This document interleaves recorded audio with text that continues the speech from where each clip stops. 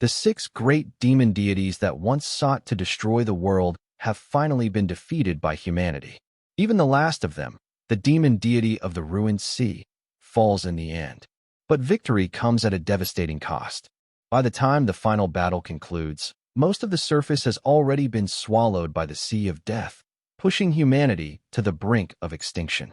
As the remnants of towering human structures are slowly consumed by the ocean, Lee Se-hun, badly wounded after the final battle, can't shake the feeling that they have still lost. Not only are the surviving heroes nearly wiped out, but even the Tower of Heroes, the very pillar that sustained Earth, has collapsed. And despite the demon deity's death, the disaster it left behind continues to rage on. Lee is not the only one still alive in the last remaining patch of land untouched by the sea. Alongside him are 3 notorious survivors: Mad Hero Yom Sunga, Explosive Hero Louise Vallant, and Ice Hero Amir Singh. The 3 bicker and complain endlessly, even in the face of death. Meanwhile, Lee, humanity's last blacksmith, coldly reminds them that they would have died long ago if not for the weapons he forged. His words provoke them, but none of them dare to challenge his anger. These 3, infamously known as the 3 traitors, were never loyal to humanity or the monsters of Pandemonium. They acted solely for their own benefit, moving however they pleased, earning the title of opportunists. And yet, despite their selfish nature, they survived until the very end, and ultimately contributed the most in the final battle. This realization fills Lee with regret. If they had chosen to fight alongside humanity sooner, perhaps the outcome would have been different. Snapping out of his thoughts, Lee asks if any of them can still survive. The answer is grim. The trio is severely injured, and they won't survive long. Hearing this, Lee closes his eyes and bitterly remarks that things might have been different if they had agreed to help earlier. Moments later, the 3 finally fall. With what little strength he has left, he notices the sea of death closing in on the last piece of land. Realizing his end is near, he decides to forge one final weapon. Reaching into his chest, Lee activates his innate skill, Blacksmith of Bonds. This ability allows him to create special orbs from those he shares bonds with, their properties changing based on the bond and the target's potential. However, when used on himself, it usually produces something inferior, even worse than common iron ore. But this time, what he extracts is different, a colorless or completely empty. Because it contains nothing, Lee decides to fill it with his overwhelming regret. Without hesitation, he begins hammering. As he works, he wonders if the sound he hears is the roaring ruined sea or the familiar waves he has heard ever since awakening his mana. One thing is certain. Whenever that sound echoes in his ears, he creates items beyond imagination. He continues forging until the ore takes the shape of a dull blade, completely ordinary, with no special power. But before he can act, the sea of death surges forward, dragging him into the depths. As his consciousness fades, regret floods his mind. If only he had realized sooner. If only he had helped others earlier. If only he had persuaded those 3 to act sooner. Maybe everything would have been different. And then, at the peak of his regret, a system notification appears. The weapon he forged triggers an imagery manifestation. He acquires a new skill, Return to Origin. Moments later, when he opens his eyes again, he hears someone calling out to him. Confused, he realizes he is still alive. As his senses return, he hears Assistant Han addressing him as a cadet, a title he hasn't heard in 31 years. Looking around, Lee finds himself standing at the entrance exam of Babel Academy. At first, he wonders if this is merely a flashback before death. But then he recalls the imagery manifestation from his final moments. This isn't a memory. He has truly returned to the past. While Assistant Han grows impatient and warns him to focus or be disqualified, Lee ignores the pressure. Instead, he grips his hammer tightly, fully understanding what has happened. He has been given a second chance. This time, he won't repeat the same mistakes. With a renewed sense of purpose and determination, Lee resolves to seize this opportunity and protect everything he once lost. Reborn with a second chance, Lee is determined to do things differently. The first thing on his mind is meeting the 3 traitors again. But before that, he focuses on the task in front of him. Standing at his station, Lee begins hammering the blade with calm precision. The sound immediately catches Instructor Kim's attention. Though the strikes seem slow, they carry a perfect rhythm, each hit producing a clean, resonant tone without even the slightest hint of dissonance. Recognizing the level of control behind those strikes, Instructor Kim quickly realizes that Lee's forging skills are top tier. Without even noticing it himself, he becomes completely absorbed, watching Lee work until the very end. Meanwhile, Lee remains dissatisfied with the weapon's quality. From Instructor Kim's perspective, however, the blade is already exceptional, more than enough to pass the exam instantly. But in a shocking turn of events, Lee suddenly shatters the sword he just created. Both Instructor Kim and Assistant Han are stunned. Calmly, Lee states that he still has a long way to go, and as a blacksmith, he refuses to present something he considers trash. His words only infuriate Assistant Han, who sees this as reckless and disrespectful behavior. Ignoring the outrage, Lee simply requests another chance to redo his assignment, further fueling Assistant Han's anger. Surprisingly, Instructor Kim allows it. He orders Assistant Han to bring additional materials, despite the hesitation. When questioned, Instructor Kim firmly states that this decision does not violate any rules. With no choice, Assistant Han rushes to comply. However, there's a problem. Only 40 minutes remain in the exam. Lee was fully aware of the time limit when he destroyed the first blade. To him, submitting something subpar was never an option. Intrigued, Instructor Kim continues observing him closely and tells Lee to give it his best. With the new materials in hand, Lee moves toward the furnace. Knowing his current body can't handle perfect forging for long, he immediately begins pouring mana into ignition stones. This alarms the other students, who fear the stones might explode if ignited improperly. Ignoring their panic, Lee throws the stones into the furnace. In an instant, flames of 3 to 4 different colors erupt. The students assume something has gone terribly wrong and scramble to find a fire extinguisher. Even Assistant Han urges Instructor Kim to put out the flames. But instead of reacting with concern, Instructor Kim looks disappointed. He tells Assistant Han that such a reaction is expected from cadets, but not from him. Then, he instructs him to observe more carefully. What burns before them are not ordinary flames, but 5-colored fire demon flames, a high-temperature technique created by resonating 5 different types of ignition stones. It requires incredibly precise mana control, yet it's an efficient method that can compensate for low mana capacity. The students are left in awe as they realize the stones didn't explode. Instead, the iron ingot begins to change color under the intense heat. Only Instructor Kim fully understands what Lee is doing. By resonating the ignition stones, Lee has drastically increased the furnace's temperature while altering the ingot's properties, significantly reducing the time needed for forging. Even so, with only 30 minutes left, the situation remains tight.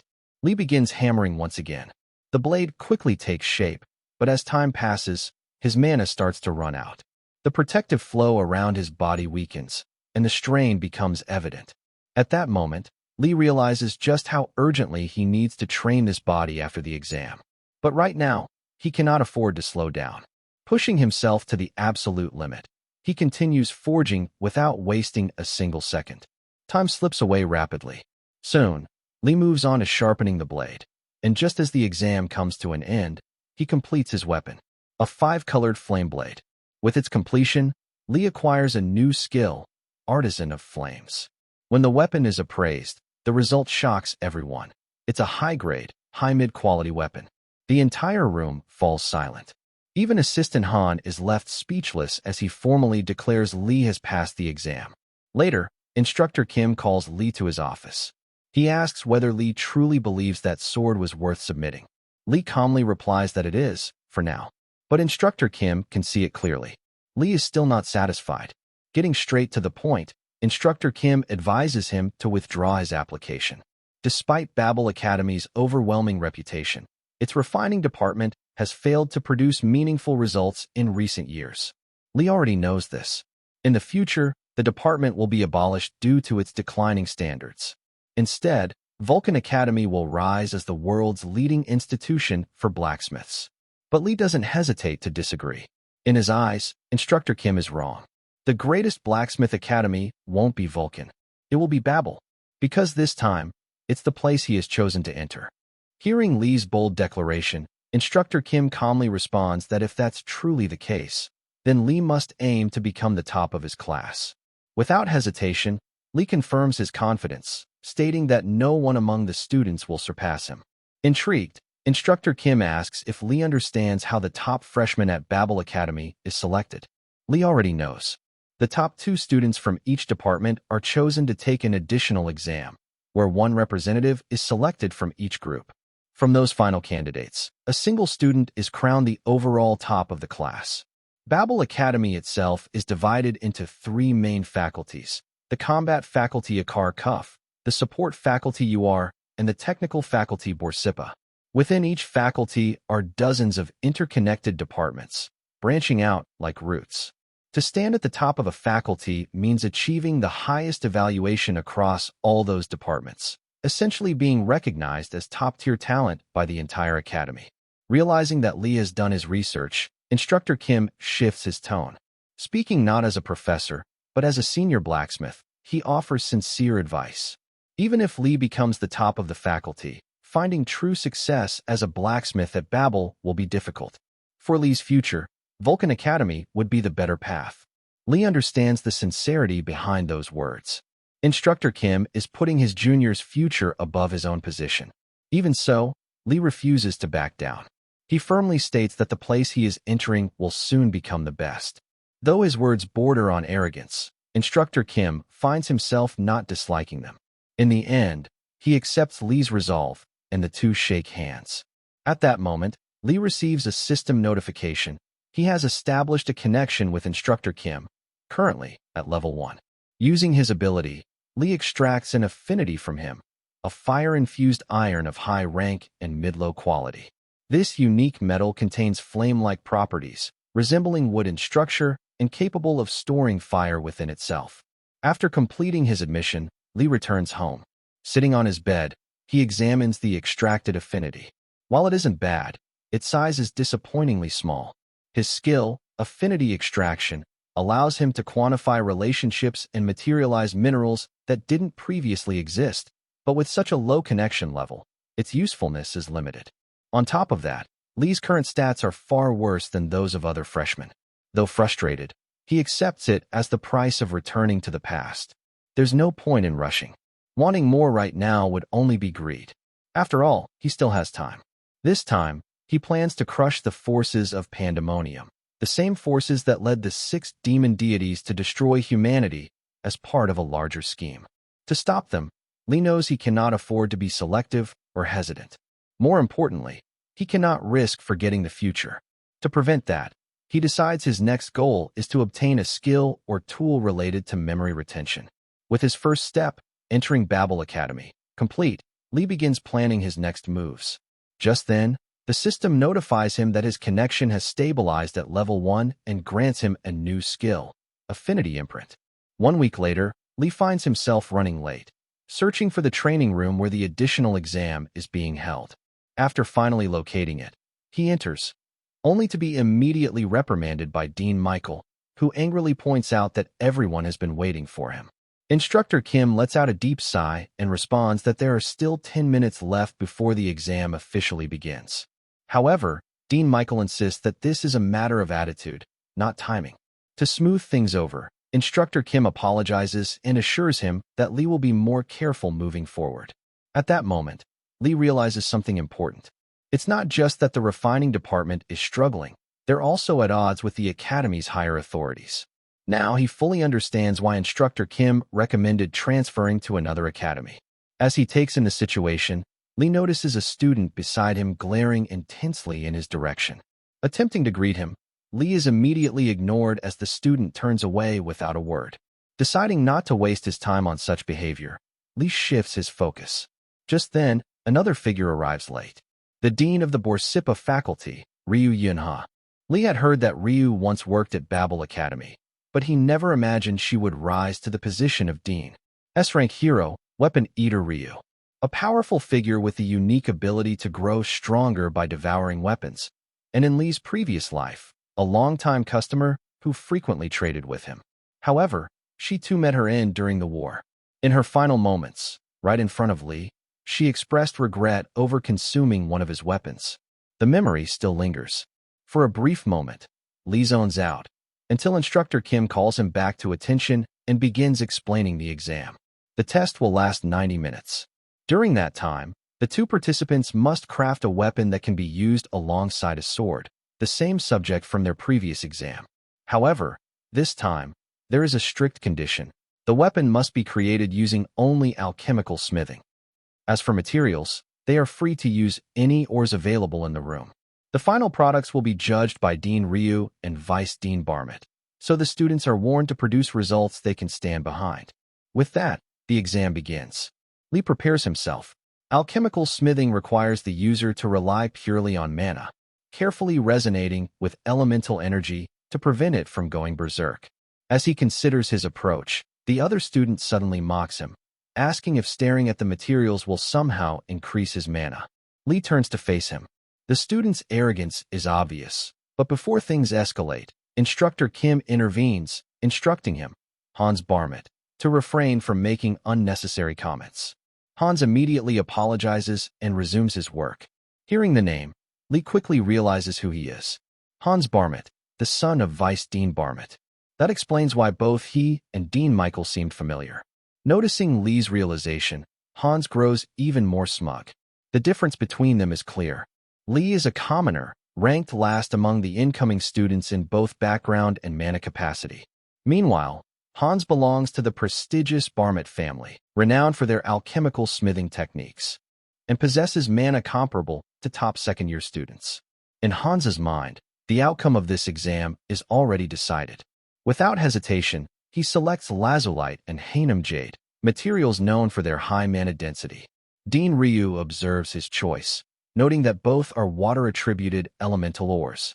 Vice Dean Michael adds that these materials are highly sensitive to fire, making them difficult to smith. However, thanks to the advanced techniques developed by the Barmett family, such challenges are no longer an issue for Hans. When Instructor Kim realizes that Hans can synthesize any or within 30 minutes, he is genuinely shocked.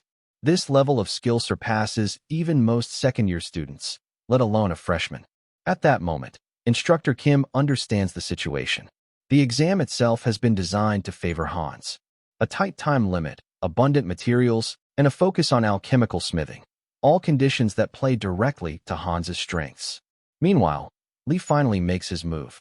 He selects Hydrate and Wahong Stone, fire-attributed counterparts to the mana-dense ores Hans chose. Seeing this, even Vice Dean Michael remarks on Lee's pride. As Hans continues his work, he glances at Lee's materials and internally mocks him. With Lee's low mana capacity, controlling something as volatile as Wahong Stone should be impossible. This only strengthens Hans's confidence in his inevitable victory. But in the very next moment, Lee activates Affinity Engraving. This skill allows him to equip and utilize affinity stones directly on his body. He attaches Waham iron to his right arm and begins processing the ores. Watching this, Vice Dean Michael frowns. It appears Lee is attempting to resonate elemental minerals using the same attribute, a reckless approach. According to conventional knowledge, elemental materials must be handled with pure mana alone. Forcing resonance in this way should cause the elemental energy to spiral out of control. In Michael's eyes, Lee is about to cause a disaster. But what happens next shocks everyone. Instead of losing control, an intense surge of fire erupts under Lee's command, perfectly stabilized. Within moments, he completes the forging process and presents his creation, a weapon named Wajiako. The room falls silent. It's a rare-ranked weapon, albeit of the lowest quality, but still far beyond what anyone expected. Hans is completely shaken. Under normal circumstances, elemental energy would have gone berserk during synthesis. Yet Lee not only controlled it, he succeeded. Refusing to accept this, Hans recklessly attempts to replicate the feat by forcefully imbuing elemental mana into mana stones. The result is immediate. His attempt backfires, triggering an explosion. Under normal circumstances, once the evaluation is complete, one of the two candidates would be recommended as the top student of the department. However, with Hans injuring himself during the exam, the outcome is effectively decided. He loses by default. But Vice Dean Michael refuses to accept it. To everyone's surprise, he proposes canceling the results and holding a retest, citing Hans's injury as the reason. Instructor Kim immediately objects, arguing that the exam has already been completed and cannot be overturned, especially when the incident was caused by Hans's own carelessness. Michael, however, refuses to back down. Instead, he shifts the blame onto Lee.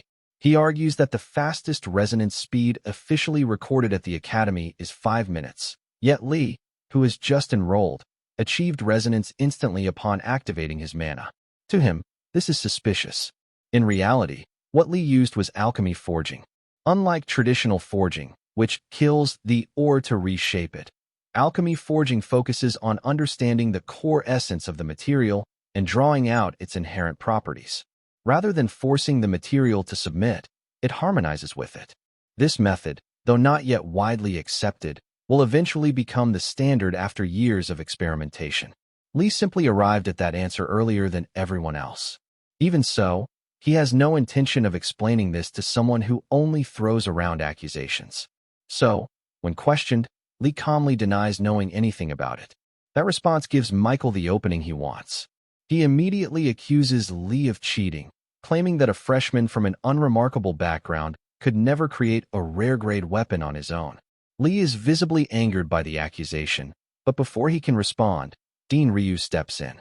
She firmly states that the claim is unfounded. Michael, still smiling, suggests disqualifying Lee for cheating and proceeding with a retest. But Ryu has a completely different approach. Instead of arguing, she walks straight up to inspect the weapon. The moment she picks it up, her reaction shocks everyone. Later that afternoon, while walking through the city, Lee reflects on the weapon he created. While it's a solid result, he admits that the fine-tuning is still lacking. Even so, watching Vice Dean Michael tremble with rage was satisfying. As he thinks back on the name, Barmit, something clicks. He recalls a story told by hero Louise in his previous life. Back when she was at Babel, she had purchased a weapon for a cheap price after running errands for a blacksmith. However, that weapon caused severe mana burns, leaving her with lasting trauma.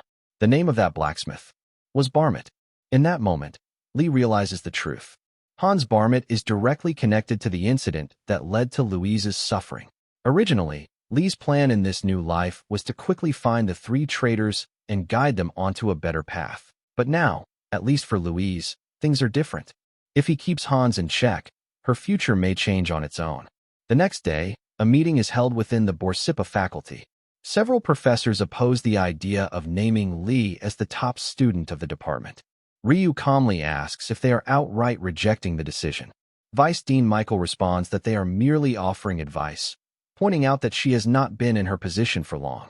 While they acknowledge Lee's talent, they insist that his abilities should be evaluated more carefully. Instructor Kim steps in to defend Lee, arguing that their doubts stem from not witnessing his work firsthand. Even if his craftsmanship lacks refinement, his mana control and compatibility with advanced techniques are undeniable. Despite this, the professors remain unconvinced. At that point, Ryu reveals something shocking. The weapon Lee created was only about 60% complete compared to what he originally intended. And that imperfection is precisely what makes his potential so extraordinary. Still, the room remains divided. Seeing this, Ryu makes a bold declaration. If, after watching Lee demonstrate his abilities as a top candidate, they still refuse to accept her decision, then she will step down from her position as the head of the department. 54 years ago, the heavens bestowed the Tower of Heroes upon humanity, guiding its evolution. In response, the underworld unleashed the swamp of pandemonium, corrupting all life. Humanity gained new possibilities, but at the cost of facing an overwhelming disaster. From that very chaos, Babel was born. Standing before the students, the Emperor of Ascension, Ludwig Schubert, delivers a speech about Babel's greatness, an academy that has produced countless heroes over the years. He urges the new generation to move forward and become heroes themselves. Lee listens quietly. He knows Ludwig well from his previous life. On the surface, he appears noble, but Lee understands that the truth is far more complicated. Soon after, the announcer calls for the demonstration of this year's top incoming cadets, instructing them to step onto the stage. 2 other students join Lee as they walk forward. Watching the scene unfold, Lee recalls how, in his past life, he never understood why top students acted so arrogant just because they excelled at the academy. But now he's about to understand. The announcer reveals the demonstration target, a Model 9 automaton, a combat-type golem produced by the Marionette Factory. It possesses enough power to fight evenly against a C-rank hero.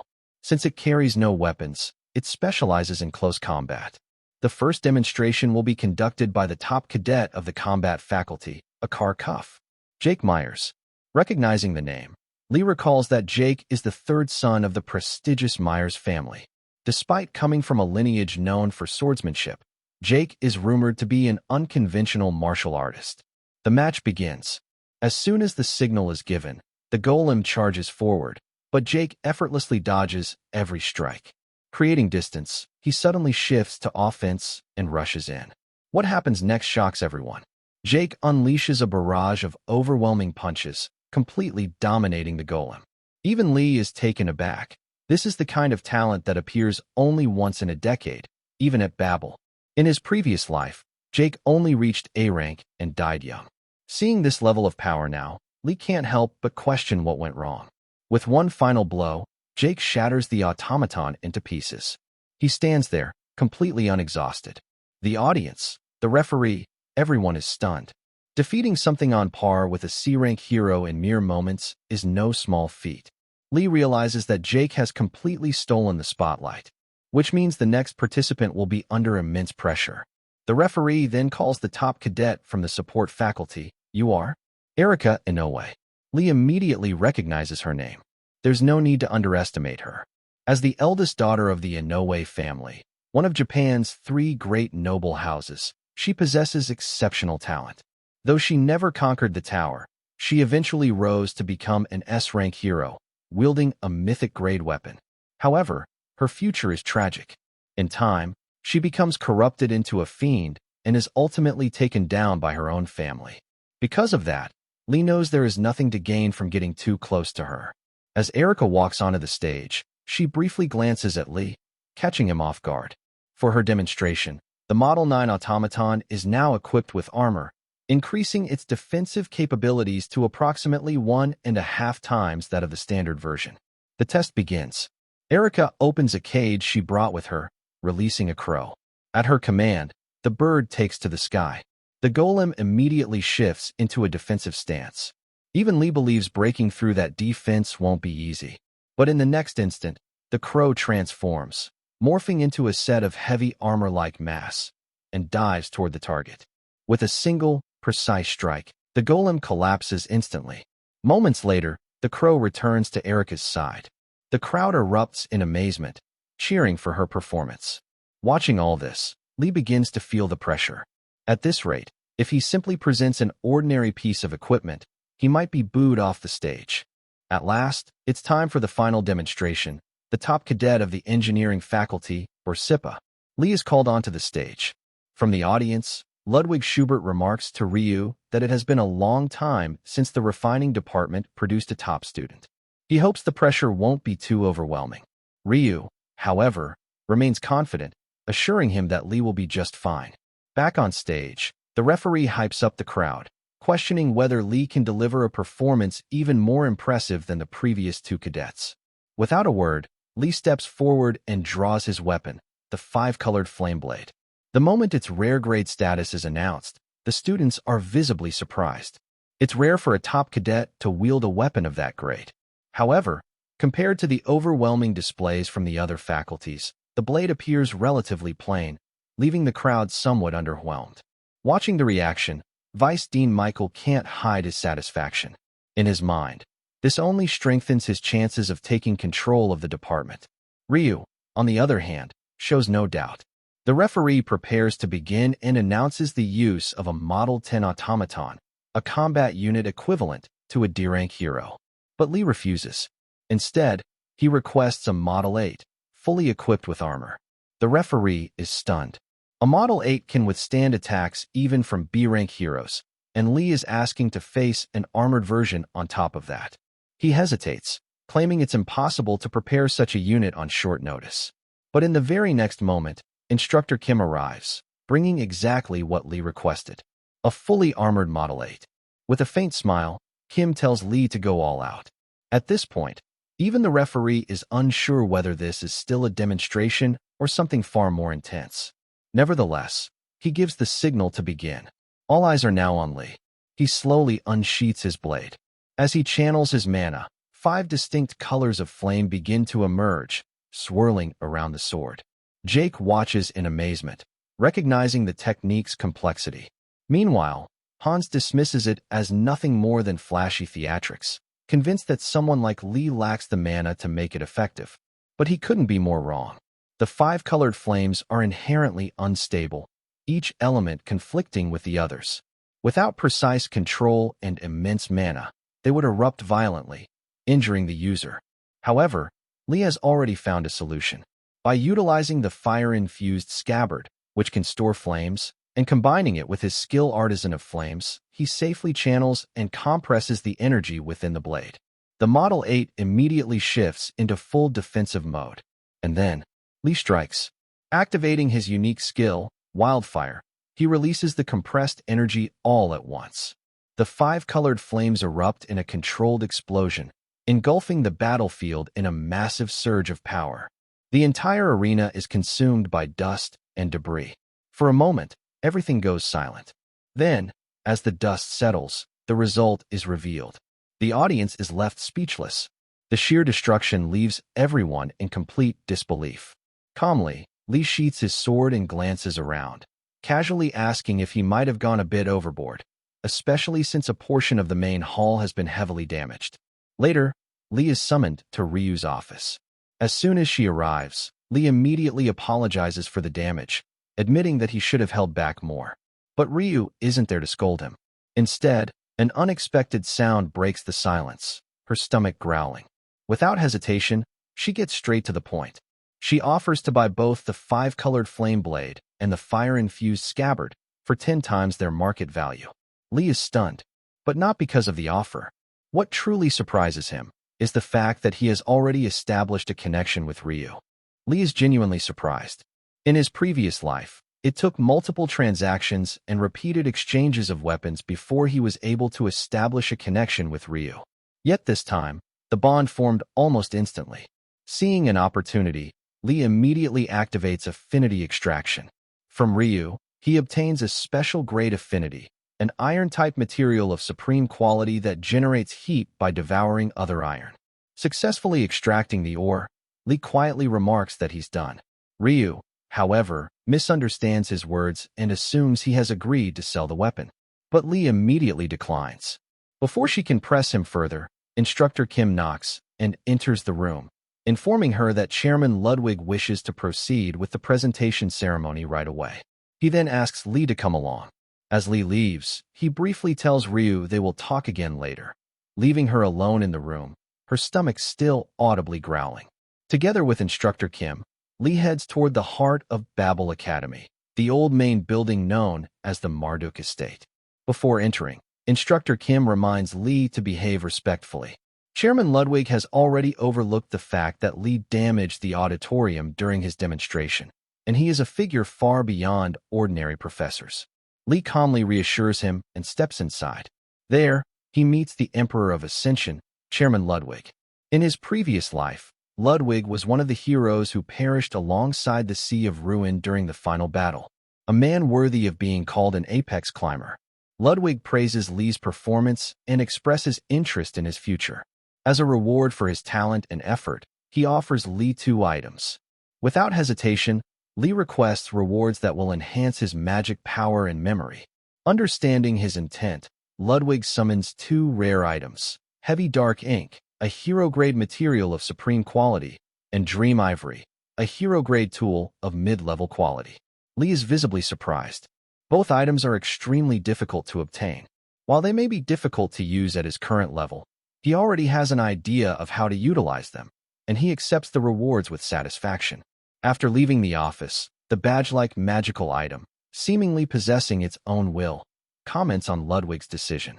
It notes that giving 2 such rewards is highly unusual for him, but Lee clearly has the capacity to handle them. It even remarks that Lee feels like an old soul in a young body, a depth that even Ludwig himself cannot fully comprehend. Soon after, it's time for class. Inside the classroom, some students invite Hans to join them for lunch.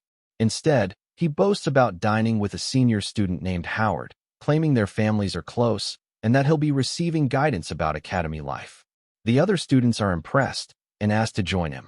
But at that exact moment, Lee enters the classroom and fixes his gaze on Hans.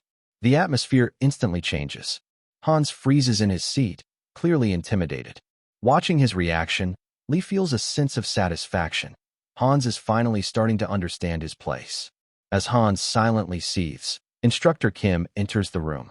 With all students present, he begins the first lesson with a unique self-introduction exercise. A staff member brings in a box filled with unusual ingots. Instructor Kim explains that the material is called projection alloy, a substance dozens of times more sensitive to mana than ordinary ores. By simply infusing it with mana, one can shape it into an armament based on their mental image. However, due to its extreme sensitivity, it's difficult to use as an actual weapon. Instead, it reflects the user's inner traits, revealing aspects of themselves they may not even be aware of. For that reason, items created from projection alloy are called avatars. Rather than traditional introductions, students will present themselves by forging these avatars. The results will even be displayed in the main building for a week. Lee isn't surprised. At Babel, even something as expensive as projection alloy, worth over 10 million won per piece, is used casually for student exercises. As the students begin, most struggle to produce anything meaningful. To Lee, it's clear they lack the most important quality. Finally, it's his turn. Stepping forward, Lee picks up the projection alloy. As the top cadet of his faculty, he decides there's no need to hold back. He pours his mana into the alloy. And in the very next moment, a massive explosion erupts in the classroom. The scene then shifts to the main building, where students passing by are left in shock after seeing Lee's projection alloy.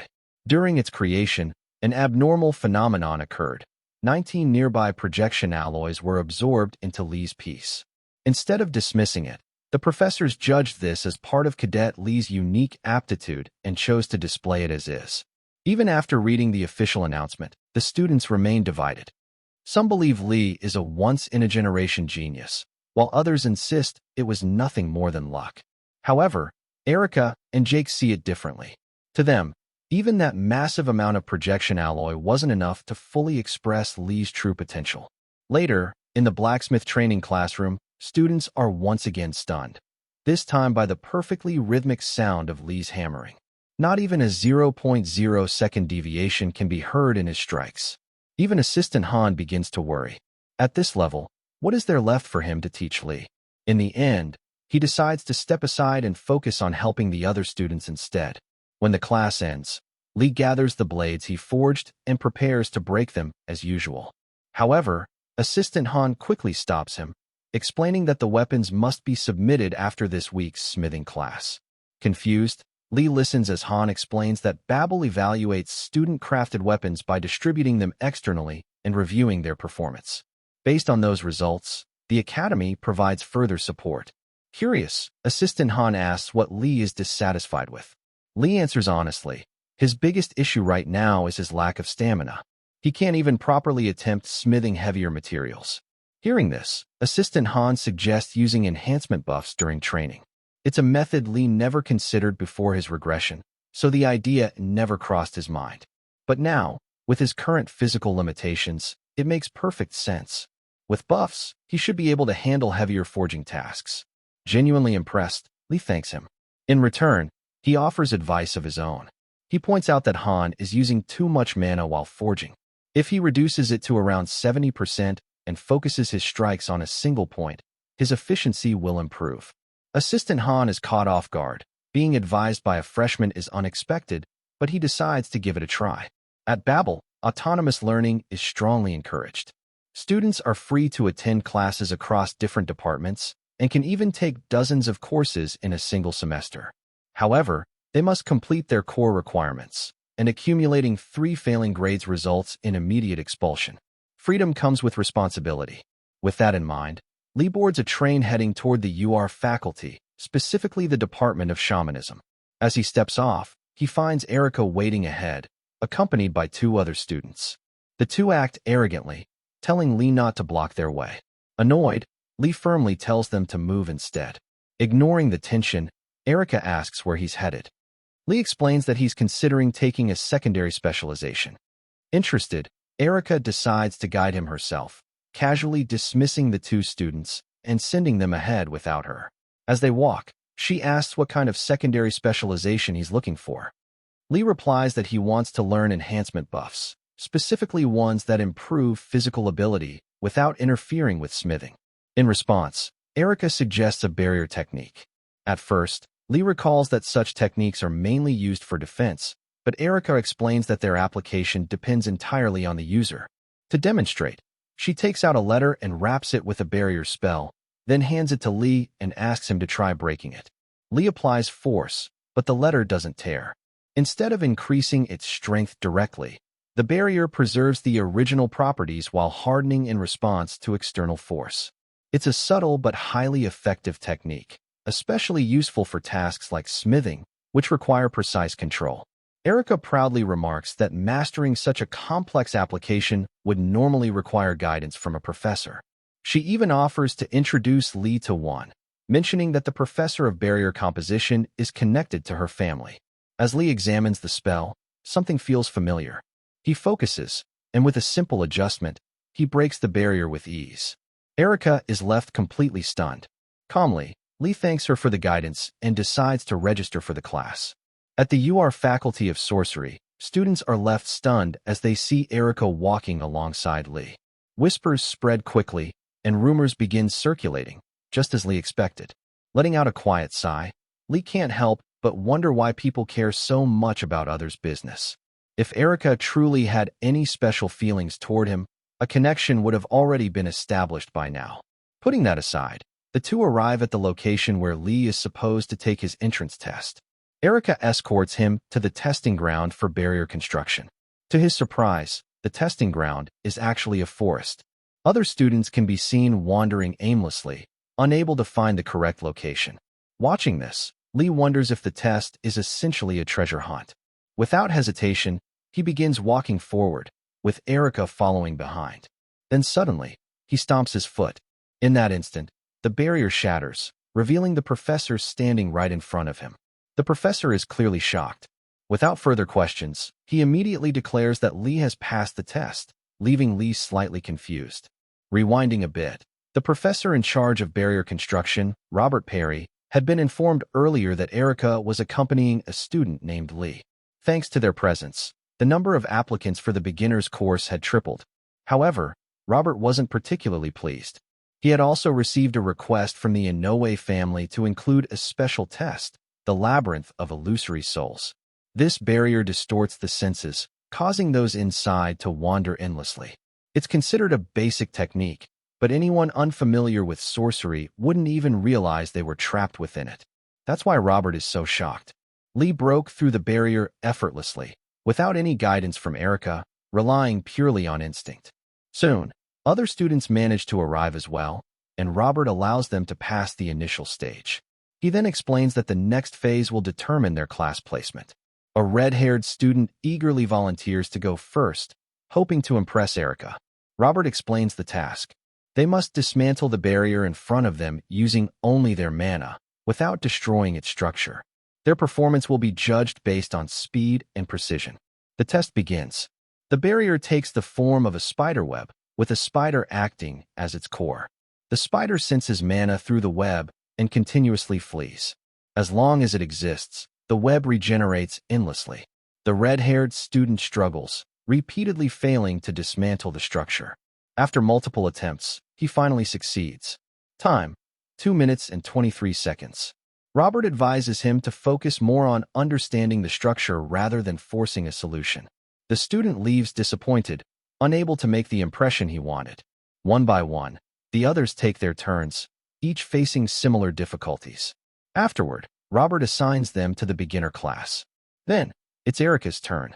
With precise control, she completely dismantles the sorcery formula, collapsing the barrier in just 22 seconds. Robert acknowledges her performance, but notes that using standard dismantling methods could have reduced her time by another 2 seconds. Erica accepts the feedback calmly. Finally, it's Lee's turn. At first, he simply stands there, staring at the barrier. The other students are confused by his lack of action, but Lee sees something different. To him, the barrier resembles heavyweight, or specifically in how it repairs itself and resets if it doesn't reach a certain threshold of disruption. In order to smelt such ore, one must carefully balance multiple stimuli and apply them simultaneously. As Lee continues observing, Robert steps forward, about to call out to him, but Erica stops him. In that moment, Lee decides to test his theory, and instantly, the barrier disappears without a trace. The result leaves everyone stunned. Not only did Lee dismantle the barrier, but he also developed a new concept that could be applied to refining heavyweight ore. After completing the test, Lee quietly leaves the training ground. His recorded time is 70 minutes and 45 seconds, something that appears unimpressive to the other students. But Robert understands the truth. If Lee were to face the same barrier again, he would dismantle it in seconds. Because Lee didn't just break the barrier, he created a formula to unravel it. Watching him leave, Robert can't help but wonder what kind of extraordinary weapons Lee will create once he begins combining sorcery with his smithing skills. In the administrative office, a clerk reviews a flood of applications from professors eager to participate in the upcoming session. However, he quickly notices something unusual. Not a single submission has come from Vice Dean Michael's faction. With rumors circulating that the internal atmosphere has worsened after his son was pushed down to second place, the situation begins to make sense. Just as the clerk prepares to make a selection, he receives a message from an assistant. It states that Department Head Ryu will personally oversee Cadet Lee's intermediate smithing. Moments later, Ryu arrives at the workshop, where Lee is preparing to begin. Lee thanks her for making time despite her busy schedule, but Ryu explains that she came because she genuinely wants to see him craft a new item. With that, Lee decides to give it his all and begins smithing dark heavy stone. The process is far from simple. There are many ways to handle heavy stone, but the most difficult is the dark veil method. This technique requires placing the stone in complete darkness, where it spreads like liquid. Using only mana, the user must separate the impurities. As this happens, the size of the stone decreases while its purity increases. Though it sounds straightforward, it is essentially the restructuring of matter itself. Even for Lee, the process is demanding. He manages to reduce the stone to 1/4 of its original size. Any further reduction would compromise its performance. Next comes the second step, channeling mana through a red flame to extract precise sparks. In this stabilized state, the flames become known as Guardian Wildfire, capable of maintaining a constant temperature from the moment they are formed. Then begins the third step. Lee continuously strikes the refined stone with a hammer coated in Guardian Wildfire. The key is to maintain a steady rhythm without pause, allowing the flame's properties to gradually reduce distortion within the material. Watching him work tirelessly, Ryu begins to wonder just how much effort Lee has been putting in behind the scenes. Outside the building, Erica waits patiently.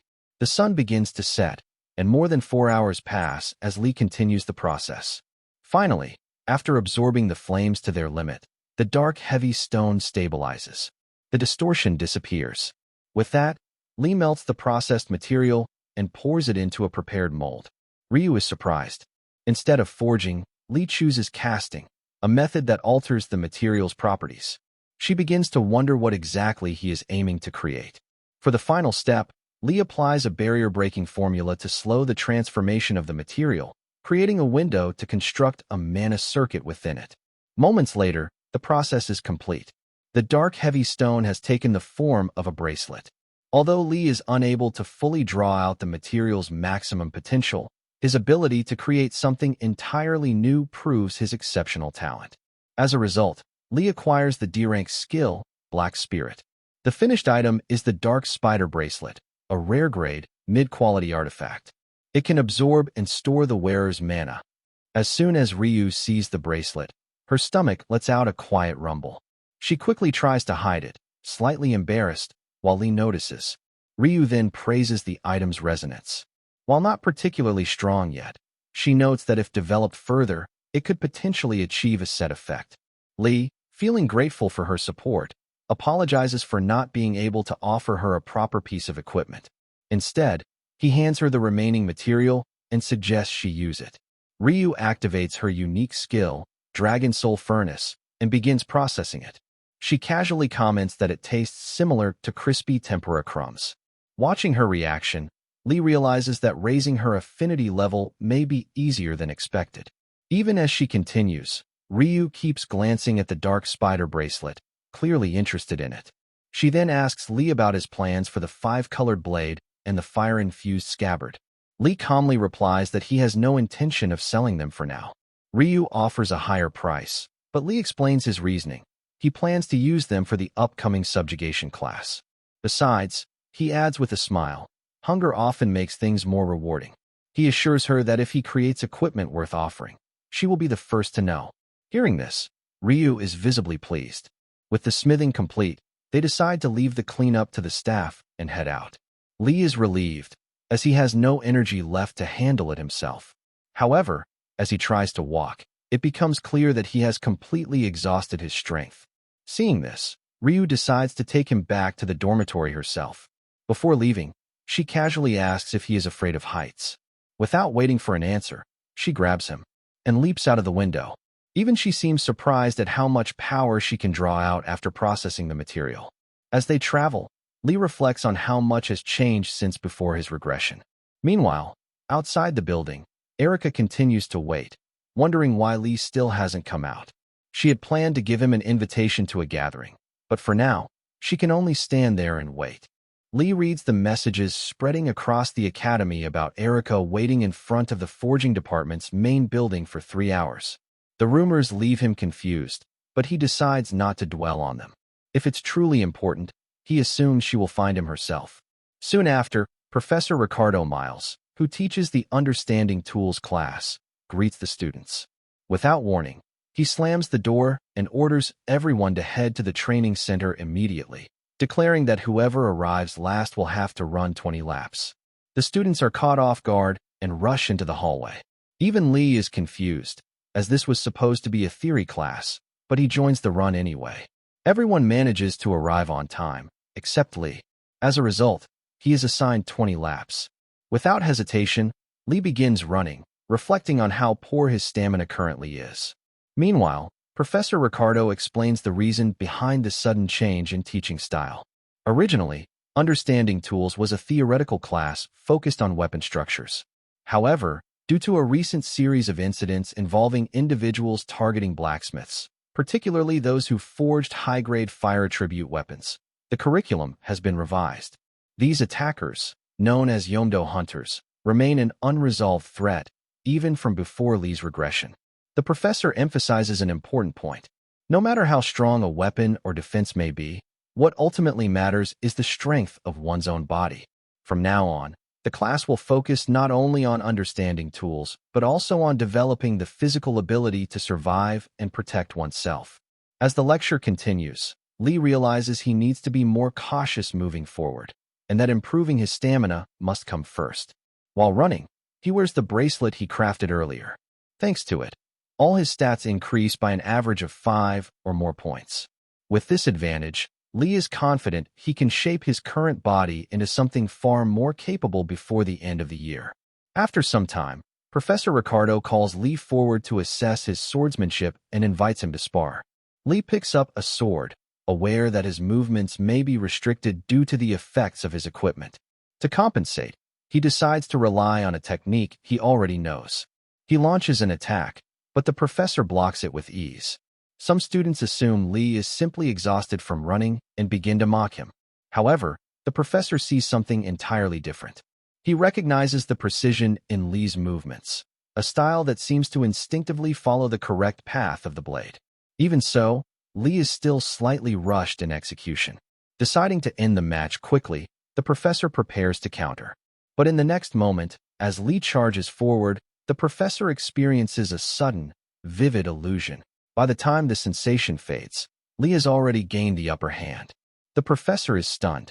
He can't believe he felt genuine fear from a technical student to that extent. Unable to hold back his curiosity, he asks Lee who taught him such swordsmanship. Even Lee is surprised by the outcome. He recalls a memory from before his regression, when, as a blacksmith, he once broke a sword after a customer failed to pay. In return, the man offered to teach him a skill instead of paying, claiming it would be more valuable than money. That was how Lee learned this technique.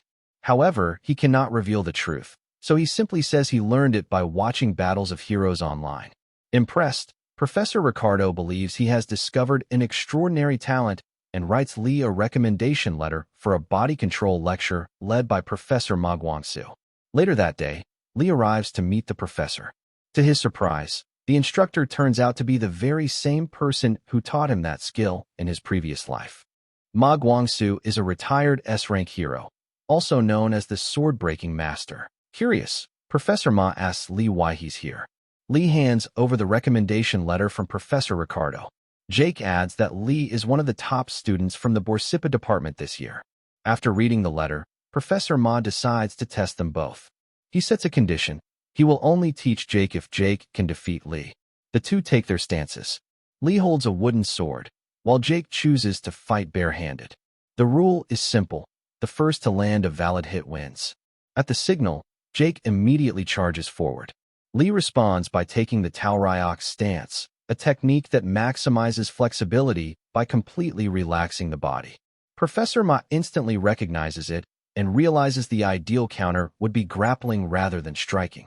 Jake makes the same decision and moves in to engage. As Jake closes the distance, Lee suddenly releases his sword and charges in as well. Jake overwhelms him with raw strength, but just before Lee hits the ground, he activates a technique, using explosive force to deliver a precise punch to Jake's face. A split second before impact, Lee lands the hit. That single moment decides the match. Lee wins.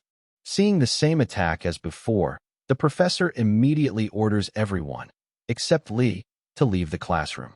Even Jake is told to step out, since the condition was to land a hit on Lee first, which he failed to do.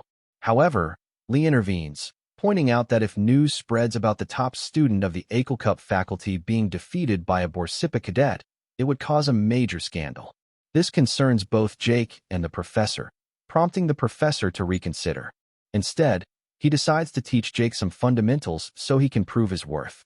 Overjoyed, Jake bows in gratitude, but the professor quickly dismisses him, saying he has something important to discuss with Lee. Once the classroom is empty, the professor faces Lee and asks him to demonstrate the sword technique he supposedly used against Regressors. Without hesitation, Lee charges forward, but the professor easily overpowers him, disarming him in an instant. He explains that the technique relies entirely on surprise.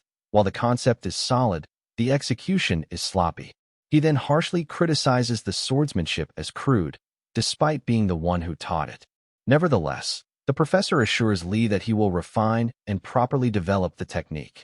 Seizing the moment, Lee bluntly asks if this means his registration is confirmed. Amused by his straightforwardness, the professor confirms it. After leaving the classroom, Lee walks outside, reflecting on the professor's words. Suddenly, Jake runs up to him and hands him an invitation.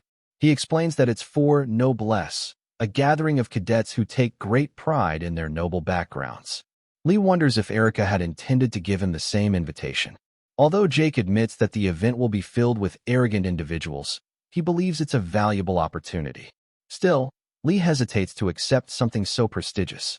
Jake insists, saying it's his way of thanking Lee for helping him stay in the class. In the end, Lee accepts the invitation and continues on his way. As he walks through the streets, Lee reflects on the subjects he has applied for so far: barrier construction and body control. He also considers taking a course in the Borsipa faculty. Lost in thought, he accidentally bumps into a female student. As he tries to apologize, she suddenly grabs his wrist, her eyes lighting up as she notices his bracelet. Excited, she asks if he made it, and even offers to enchant it for him. In that moment, Lee forms an affinity with Leah Claudel, a prodigy among prodigies in the field of enchanting. Known for creating legendary armaments by upgrading their rank by 2 full tiers, Leah has completely revolutionized the enchanting industry. Intrigued, they head to a cafe to talk further. Upon closer inspection, Leah is shocked to discover that the rare-grade wrist chain is made from heavyweight ore. She becomes deeply absorbed, muttering to herself as she examines it, overwhelmed by the countless possibilities it presents. Soon, Her excitement takes over as she questions how such high compatibility was achieved with such dense material. She eagerly talks about the numerous formulas she wants to apply, but struggles to choose just one. Hearing this, Lee casually tells her that he has more items with similar resonance effects. Impressed, Leah praises him, and Lee introduces himself as the top student of the Borsipa faculty. Their conversation flows naturally, filled with enthusiasm. However, the mood shifts when one of Erica's underlings approaches their table. Acting arrogantly, he demands that Lee follow him for a private conversation, claiming he wants to settle matters quietly. Unbothered, Lee continues drinking his coffee and tells him to speak openly. The underling then demands that Lee apologize for publicly tearing up Erica's invitation and disrespecting her. Lee calmly responds that Erica herself told him to tear it up, so there's nothing to apologize for. The underling attempts to provoke Lee further, but Lee stands his ground, asking if Erica sent him. It turns out the man is acting on his own. At that moment, Leah steps in, mocking him by pointing out that everyone knows he's just blindly following his master. Enraged, the underling releases his aura and belittles Lee, claiming that Babel is full of people far superior to him. Lee coolly responds by asking if he's referring to himself, which only fuels the man's anger. In a fit of rage, the underling launches an attack using shadow lines. However, Lee had already analyzed the technique and realized it wasn't purely composed of mana. By using a dagger as a medium, he counters the attack, even through the illusion. Shocked, the underling watches as Lee neutralizes his technique. Lee then cleverly conceals the dagger. In the next instant, he closes the distance and uses an explosive ring to deliver a powerful blow to the man's abdomen, completely shattering the illusion. With the situation resolved, Lee casually turns back to Leah and asks her to recommend a class in the enchanting department. Without hesitation, Leah suggests ancient enchantment, mentioning that there's an exceptional senior enrolled there, someone truly remarkable. After being completely beaten down, Erica's underling struggles to make his way back to his room. However, before he can get far, Erica is already waiting in his path. Calm but intimidating, she asks him to hand over the dagger. Nervous, he complies without a word. As she examines the weapon, Erica instructs him not to report the incident to her brother, stating that she will personally inform the head of the family. While analyzing the dagger, Erica notices an anti-confiscation enchantment engraved into it. This leads her to wonder if Lee developed a counter skill based on Professor Robert's theories and sorcery.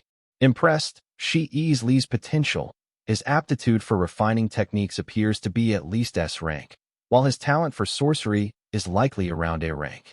The scene then shifts to Lee, who is carefully analyzing the daggers he obtained from Erica's underlings. To his surprise, he suddenly establishes a connection with Erica, making him question whether she had been observing them earlier. Having collected dozens of daggers, Lee plans to coordinate with a black spirit mage to make full use of them. More importantly, Lee had been looking forward to Professor Kim's class, but he finds himself listening to familiar theories he already understands. Once the lecture concludes, Professor Kim begins the practical session. He explains that even with the same metal, altering the mana array can completely change its form. Demonstrating the process, he emphasizes that the diversity of weapons depends on how well one can manipulate these transformations. As a result, a blacksmith must fully understand the potential of the material they work with. For today's exercise, the students are tasked with practicing metal transformation using iron ingots. Assistant Hans distributes the materials while Professor Kim outlines the steps. First, they must manipulate the mana array to create a 3-centimeter notch at the center of the ingot, then restore it to its original form. The ingots are highly sensitive to transformation, so careful handling is essential. The time limit is set to 10 minutes. As the exercise begins, most students struggle to complete the task. Only two, Han and Lee, successfully manage to alter the ingot's shape. Seeing this, Professor Kim advances them to the next stage. He demonstrates a more complex mana array and instructs both students to replicate it. Han quickly notices that his speed and precision are comparable to Lee's, giving him confidence that he can outperform him. When Professor Kim presents another array, Han rushes ahead, determined to succeed. After completing it, he proudly believes his work is flawless. However, Professor Kim then asks him to restore the ingot to its original state. Confused, Han attempts to reverse the process but soon realizes that the mana array has been completely damaged. Professor Kim explains that the ingot could not withstand the transformation, meaning the method used was flawed from the beginning. Although Han insists he followed the instructions exactly, Professor Kim clarifies that understanding the material's limits is crucial. If an altered array cannot be restored, the equipment does not transform, it deteriorates. This significantly affects quality and performance, so Han is advised to pay closer attention to such details in the future. Though Han accepts the criticism, he glares at Lee, assuming he made the same mistake. However, in the very next moment, Lee successfully completes the array and restores the ingot to its original state. The class is left stunned, as the result should have been impossible. Even Professor Kim is visibly surprised and asks Lee to demonstrate the transformation again. Realizing the misunderstanding, Lee explains that the success was only possible because the ingot had been specially adjusted for cadets. If it had been a standard iron ingot, the process would have failed. This revelation leaves Professor Kim momentarily disappointed in himself for overlooking such a detail. The narrative briefly highlights a legendary figure, the greatest blacksmith, the artisan of flames, recants. During his time as an S-rank hero, the transformation formula he created remained unmatched for decades. Known as the truth of iron, it represents one of the most fundamental and challenging problems in blacksmithing. After the class continues for a while, it is finally dismissed. As Lee heads for the door, Professor Kim calls him back. As a token of appreciation for choosing Babel and assisting him earlier, he offers Lee a rare rank item, the Crimson Flame Gem, made from the highest quality ore. Absorbing its essence can permanently enhance one's Crimson Flame attribute. Professor Kim also recommends that Lee enroll in his Weapon Origin Study course, one of the most well-funded programs at the Academy. Lee hesitates, recalling that he had never even heard of Professor Kim before his regression, suggesting the professor may not have had a favorable future. However, seeing the recognition Kim currently holds, Lee decides to enroll, bringing his total number of courses to 4. As they shake hands, Lee once again extracts fire-infused iron from Professor Kim. That night, Lee returns to his room and begins meditating. He reflects on the idea that if metal can be extracted from a person, then the human body itself can also be forged and refined. Normally, multiple mana attributes within the body create instability, which is why most blacksmiths focus on a single attribute. However, Lee is different. Having already exhausted the mana that suppresses heat within his body, he begins drawing in the essence of the Crimson Flame. He constructs a dedicated mana circuit within himself, focused solely on this attribute. Through this process, his Crimson Flame attribute rises from F rank to E+. He also acquires an S rank skill, Body Refinement Divine Magic, and experiences a significant boost in all his stats. Finally, Lee reflects on his past life, remembering how he once gave up too easily, even when valuable resources were right in front of him. This time, however, he is determined to use every opportunity available and move forward without any regrets. In the blacksmithing class, Assistant Hans instructs all the students to put the finishing touches on the items they created in previous sessions. These completed works are scheduled for delivery both on and off campus, meaning today's results will set the tone for the entire first semester. Hearing this, the students begin working with renewed determination, hoping their weapons will earn a good price. Lee also focuses on finishing his weapon, but he is far from satisfied. His body struggles to keep up with his technique, resulting in multiple misalignments throughout the blade. Despite this, Lee knows he cannot afford to slow down, so he pushes himself to the limit. Eventually, he completes one sword, but with time running out, he decides to focus on perfecting that single piece instead of finishing all the others. As Lee immerses himself in his work, he once again begins to hear the faint sound of ocean waves, just like before his regression.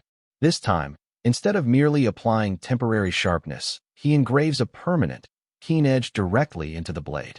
The result is the creation of a powerful armament, the White Light Greatsword, forged purely through fundamental techniques, a hallmark of a true master blacksmith. With this achievement, Lee acquires a C-rank skill, White Light Style. The White Light Greatsword is a rare grade, high-quality weapon that enhances its sharpness when infused with mana. Considering it was crafted using only common iron, Lee deems the result impressive. It also signals that his former skills are gradually returning. Meanwhile, the other students are disheartened by the poor quality of their own creations, with some even contemplating dropping out. The next day, Lee seeks out Leah, curious about her foundational skills and wanting to observe her enhancement process. They arrive at the workshop area, which is crowded, but Leah assures him that her workspace is more secluded. As they walk, Lee comments on how far it is, and Leah casually remarks that her work isn't something easily observed.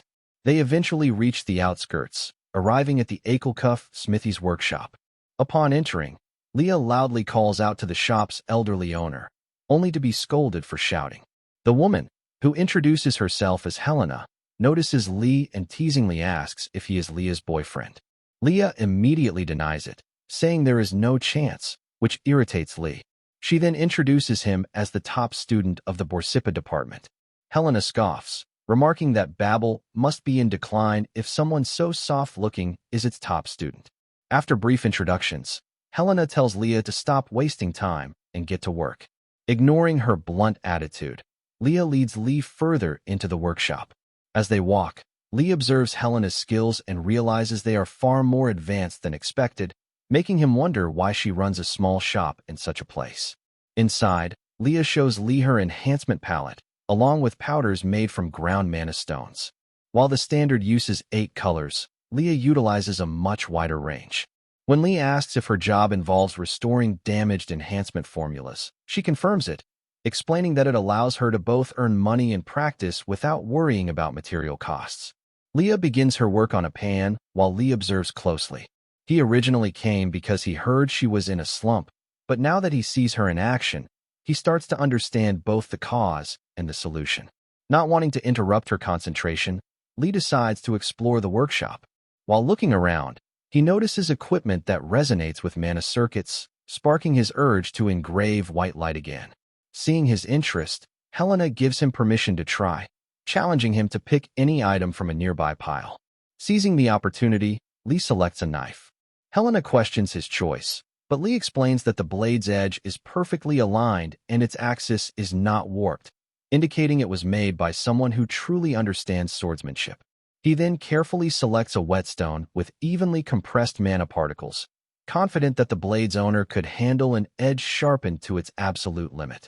As Lee begins sharpening, Helena watches closely, visibly surprised by his technique and questioning whether he is truly a freshman.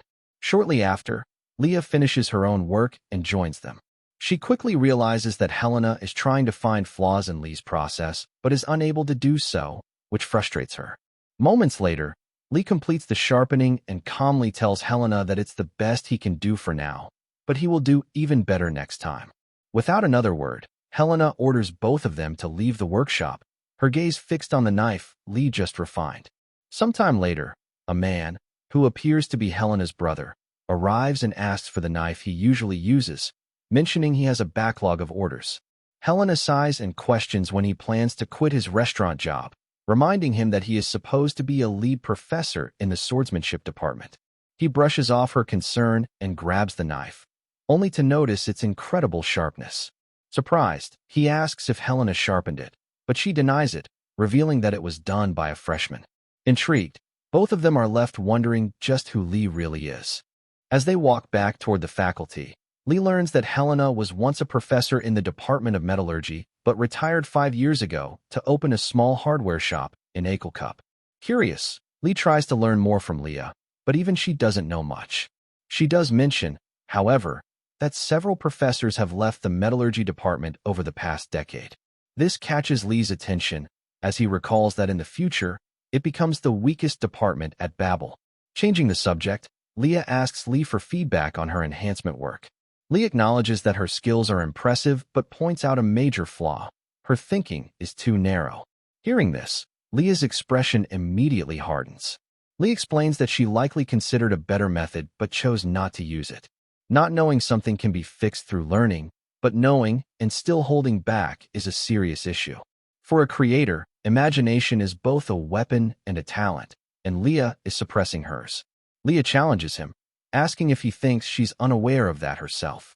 Letting out a sigh, Lee pulls out a dagger and hands it to her, saying he doesn't have much time, so she should pay close attention. He explains his perspective. If forging is like placing a stone beneath the water's surface, then enhancement is like carving the image of that submerged stone above the surface. In other words, enhancement carries a dreamlike nature. To demonstrate, Lee introduces concepts like the crimson lotus and white radiance flow, techniques that apply enhancements beneath the surface rather than just externally. He explains that if a single layer isn't enough, the structure can be divided into multiple layers. By following the flow of crimson lotus, even killing intent can be embedded into the weapon itself. He admits it may not seem extraordinary, but for a genius like Leah, even this idea could open a new path forward. After thinking it over, Leah asks to borrow the dagger so she can remake it properly and return it later. Lee agrees, even handing over several more daggers for her to practice with. Overjoyed, Leah rushes off, eager to test her ideas. At that moment, Lee successfully establishes a connection with her. Later, Lee heads to the arena, where a match is taking place between two prominent students. However, his main concern is understanding why Erica continues to follow him. Realizing she won't stop even if he asks, Lee decides to make use of the situation. He casually approaches her and taps her shoulder, extracting affinity stones in the process. From Erica, he obtains a high-grade society contact stone of mid-low quality. From Leah earlier, he had acquired a high-grade Ms-explosion catalyst stone of the highest quality. At the arena, the announcer, Lan Fong, the youngest professor at Babel, welcomes the new students and introduces the competitors. The first is Aria Myers, the top senior of Akelcup's fourth-year class, and heir to the prestigious Myers family, known for producing S-rank heroes. She has held the #1 rank in the Martial Hall for 3 consecutive years, set multiple records, and is an active A-rank hero. Revered as the Holy Sword Master who conquered the Hero's Tower, Aria captivates the audience with both her beauty and overwhelming achievements. Her opponent is Yom Seonga, a third-year student ranked 10th in the Martial Hall and the top of the Spear Arts department. He is also the inheritor of Korea's intangible cultural heritage technique, the Flame Wheel Withering Blossom Spear. As the match begins, Yom charges forward, but Aria effortlessly blocks his attack. She quickly overwhelms him without breaking a sweat. Watching the fight, Lee grows disappointed, feeling that Yom's abilities fall below expectations. He wonders whether Yom failed to receive the proper support expected of someone with such a prestigious inheritance. While several aspects concern Lee, the biggest issue in his eyes is Yom's weapon. The match concludes with Yom admitting defeat. As the professor prepares to interview both participants, Yom unexpectedly leaves the arena, leaving Aria alone in the spotlight. Noticing Yom's frustration, Lee also decides to leave, uninterested in watching Aria's remaining matches, as he finds her presence irritating. Meanwhile, Erica realizes that Lee didn't come to watch her brother and begins to question why he seems so displeased. Unbeknownst to Lee, Aria overhears his earlier remarks about her and becomes intrigued by him. At a park near the Martial Hall, Yom sits quietly, meditating while taking in the fresh air. Lee arrives and spots him from a distance, noting that Yom hasn't lost control like before. This gives Lee hope that, this time, he might obtain Yom's bond stone without things turning violent. Despite his rough temperament, Yom was once a key member of the Final Strike Force and ultimately lost his life in the battle against the demon deity of the Annihilation Sea. Sensing someone behind him, Yom opens his eyes and asks if Lee had been watching his match. Lee confirms, which impresses Yom, as it means Lee was able to track him down. Turning to face him, Yom realizes that Lee is the top student of the Borsippa faculty. He immediately asks why Lee has come, but Lee finds his guarded attitude unusual. Lee expresses his desire to talk, but Yom coldly turns his back and tells him to leave. Refusing to back down, Lee persists. Yom then makes his stance clear. He despises weaklings, especially those who rely on cheap tricks and falsely believe themselves to be his equal. Because of that, he has no intention of listening and orders Lee to leave again. Surprisingly, Lee finds Yom far more restrained than before his regression. Realizing that reasoning won't work, Lee activates the Crimson Stone, signaling that he has no intention of backing down. Yom immediately stands and prepares to fight. In response, Lee warns him that the legacy of the Flame Wheel Withering Blossom Spear could end because of him. Enraged, Yom charges forward and throws a mana-infused punch, but Lee activates Greed Iron and deflects the attack with ease. Yom acknowledges Lee's strength as a top student, but notes that the lingering traces of mana, Ember Trails, are the true power of his spear technique. The two clash again, but Lee quickly forces Yom back. To Yom's shock, the Ember Trails begin responding to Lee as well. He realizes that Lee has not only broken through them, but effectively taken control. Furious, Yom attacks repeatedly, but Lee dodges each strike with precision. Lee can tell that Yom is on the verge of losing control, the same volatile temper that once led to the Yomwa Gate incident. As Yom launches another attack, Lee narrowly avoids it, but his body is reaching its limit, and the effects of Greed Iron are fading. Realizing how much effort it's taking to build a clean connection, just as Yom finds an opening and moves in to land a decisive blow, Jake suddenly appears and blocks the attack. Recognizing Jake, Yom asks if he knows Lee. Jake confirms, and Yom immediately halts the fight, ordering both of them to leave. Jake quickly pulls Lee away, clearly shaken. As they retreat, Lee tells Yom to remember what he said, which only makes Jake more anxious as he urges Lee to hurry. Left alone, Yom reflects on his actions, realizing he nearly lost control and attacked Lee recklessly. He fears that if things had continued, both the legacy of the Flame Wheel Withering Blossom Spear and his master's reputation would have been tarnished. As Lee and Jake walk away, Jake questions why Lee provoked Yom in the first place, pointing out that if he hadn't intervened, Lee could have been seriously hurt. Lee simply laughs it off, saying he was only trying to intimidate Yom. In reality, Lee has already achieved his goal, forming a bond with Yom. Now, all that remains is to extract the Affinity Stones. However, the Yom he knows is the Mad Dog version, so if Yom is calmer this time, the Bond Stone's effect may differ. Because of this, Lee realizes he'll need to carefully consider how to raise Yom's bond level. Shifting his attention, Lee checks on Jake and asks if his hand is all right. Jake shows him a minor scratch and reassures him that it's nothing serious. As they continue talking, Jake brings up something unexpected. He asks if Lee said anything about his sister, Arya, back at the arena. Lee casually replies that it was nothing important, just that he finds her annoying. That single comment shocks Jake. In that moment, he finally understands why Arya kept asking about Lee. She has taken an interest in him. But Lee simply smiles and says that is exactly what he wanted. In truth, Yom's greatest obsession is surpassing Arya, so if Lee gains attention from Yom's rival, his own presence will naturally stand out even more. Jake still tries to warn Lee about his sister, but Lee casually remarks that he already knows Arya is very manipulative. Hearing this, Jake is completely stunned and quickly looks around to make sure no one else heard it. He then asks what Arya could have possibly done to make Lee dislike her so much. In reality, Arya was once known as the Holy Swordmaster before she suddenly disappeared without a trace. The person who returned in her place wielded a sword forged from the remains of the demon god of annihilating light. Since Lee cannot reveal any of this, he simply tells Jake that he cannot stand looking at Arya's face. After saying that, Lee leaves, while Jake remains frozen in confusion, wondering what kind of history exists between the two of them. Moments later, Jake receives a message from Arya ordering him to act as her middleman from now on and report everything related to Lee. She also mentions that she already heard Lee call her manipulative. Reading the message, Jake instantly realizes he made a huge mistake. The next morning, Lee sits inside the lecture hall with his entire body aching from yesterday's battle against Yom. Soon, the professor arrives and introduces himself as Reese Doba, announcing that he will oversee their attribute smithing class for the next 2 weeks.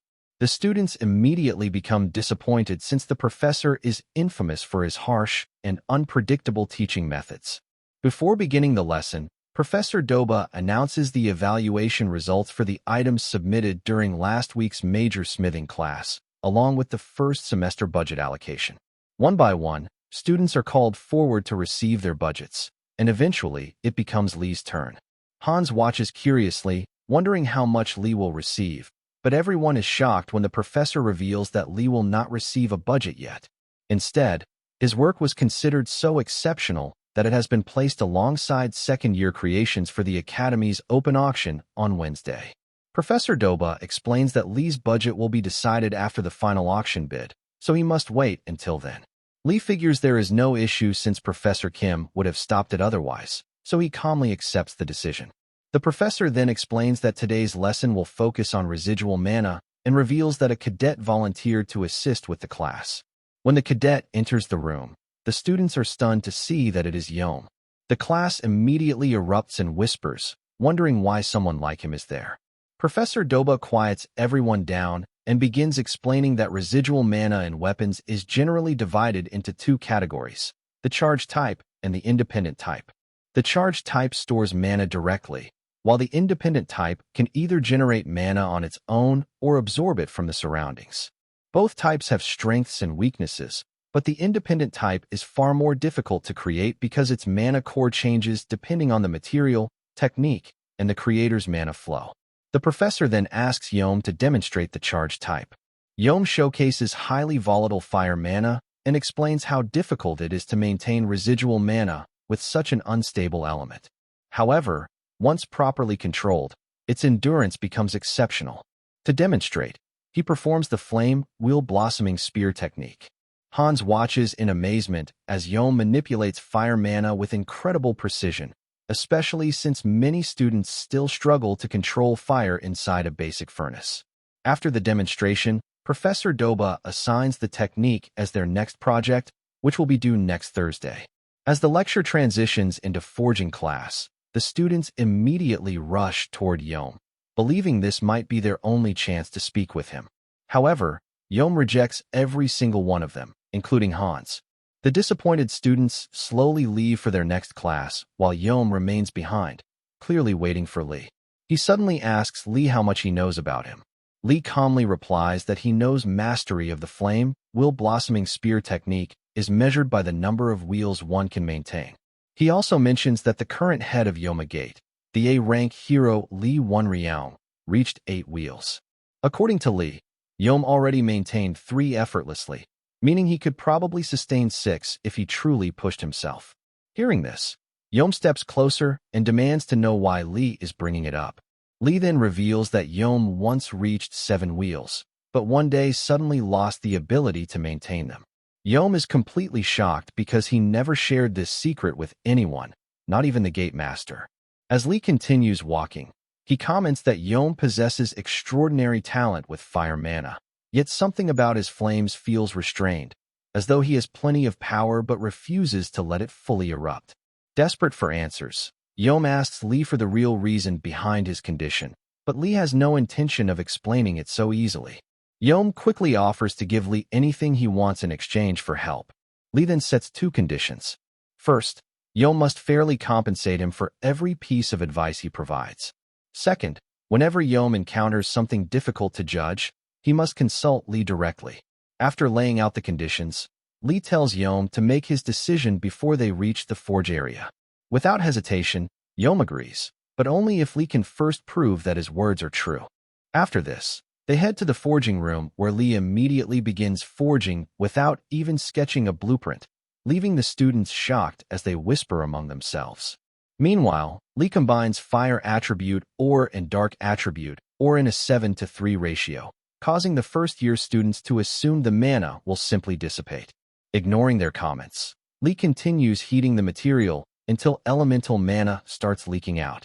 He then carefully adjusts both the flames and the mana flow at the same time, allowing the metal to absorb the elemental energy through a process known as thermal displacement. Even the professor is surprised that Lee is already capable of using such an advanced technique. Lee knows the others only see ordinary thermal displacement, but Yom is witnessing something entirely different. As Yom watches closely, Lee keeps the fire attribute mana spreading outward from the inside, while the dark attribute mana pushes inward from the outside. This perfect balance between the two opposing energies allows them to form a flawless circle. At that moment, Yom realizes that his second attribute mana, which had always been forbidden because it interfered with the solar wool spear technique, could actually be used exactly as Lee demonstrated. Yom immediately tries it himself, only to discover that his control drops to the 5th wheel.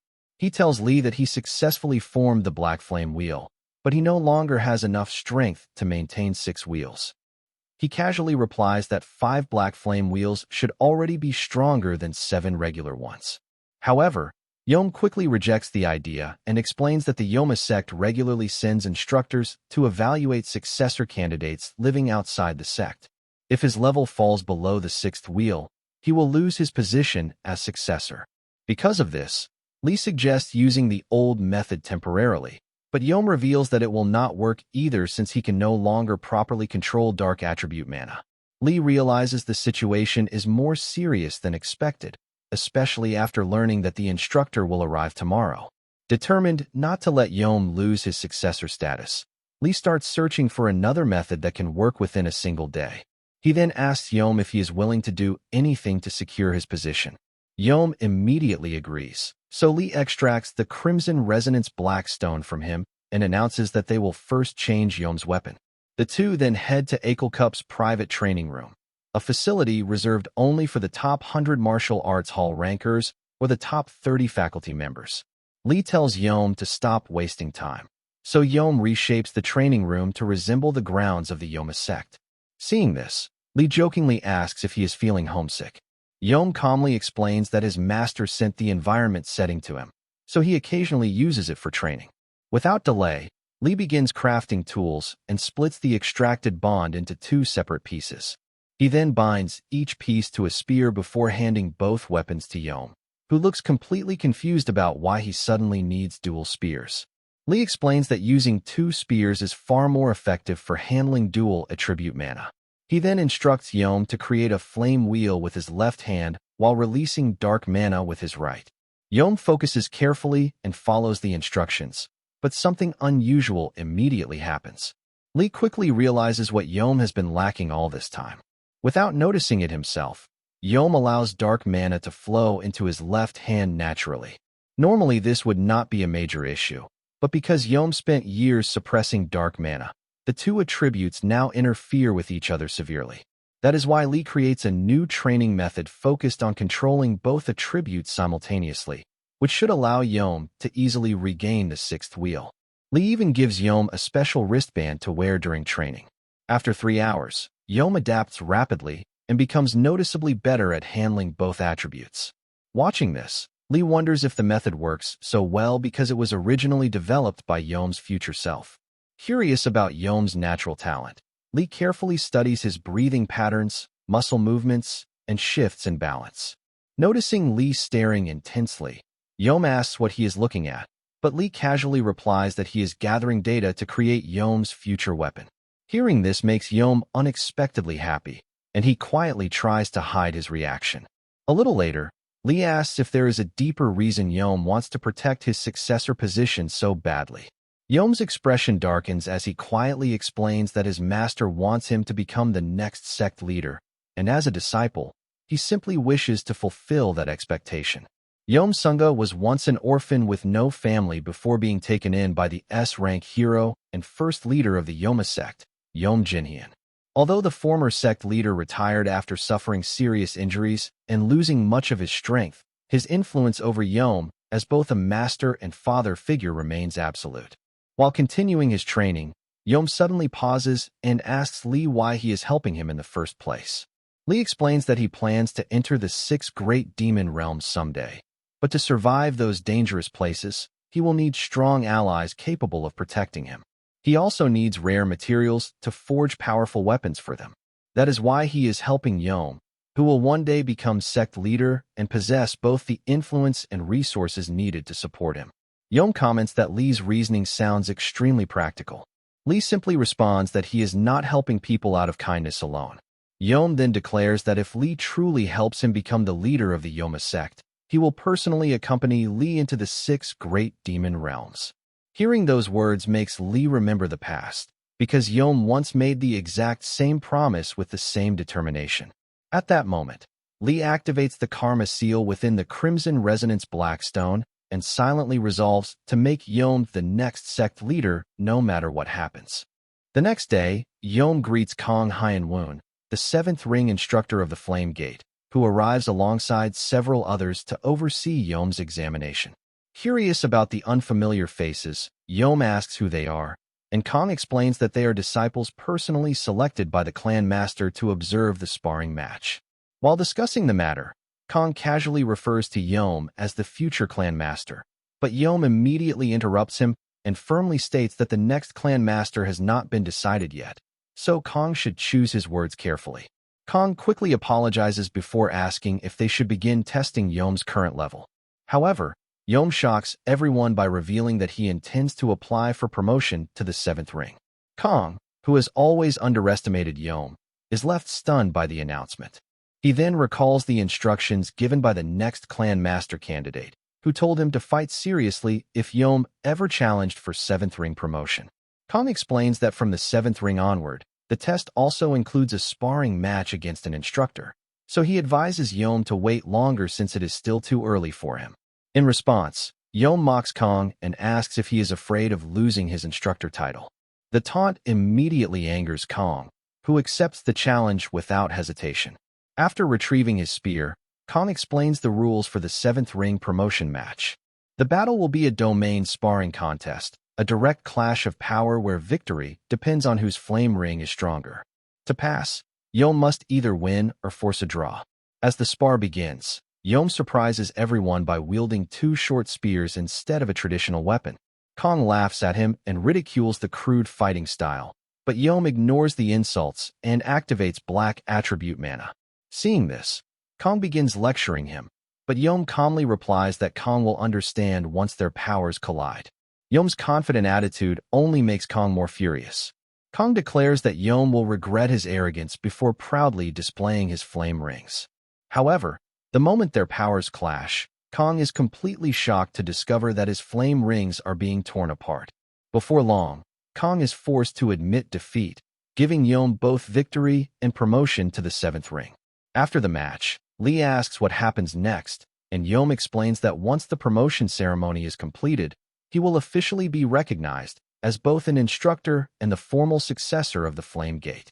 Lee then asks about the conditions required to become clan master. Yom reveals that there are 2 requirements: reaching the 8th ring and earning the support of the majority of the instructors. Curious, Lee asks if Yom can gain the instructor's approval, and Yom replies that he can likely convince them through sparring matches, although future battles will be much harder since they will not use domain sparring rules anymore. Hearing this, Lee confidently states that Yom will achieve it soon because today's result already proves his potential. Lee only tells Yom to start thinking about how he plans to repay the favor later. Yom responds that he is willing to do anything within his power. Yom then mentions another request he wishes to commission from Lee. Lee is surprised that Yom is already asking for another weapon so soon. After witnessing today's match, Yom realized how extraordinary Lee's forging skills truly are, especially since he created such a powerful weapon in only a few hours. Now Yom wants to see what kind of spear Lee could make next, and asks him to forge an even better weapon. At that exact moment, Lee receives a notification informing him that Yom's bond level has increased to level 2. The scene then shifts to the auction house, where professors are presenting weapons crafted by the students. Lee and Erica also attend the auction, but they wear disguises to avoid drawing attention. Professor Kim insisted that Lee should appear at the event because public image matters, especially now that Lee has become the center of attention. In addition, Lee is curious about Michael's apparent scheme to take control of the refining department.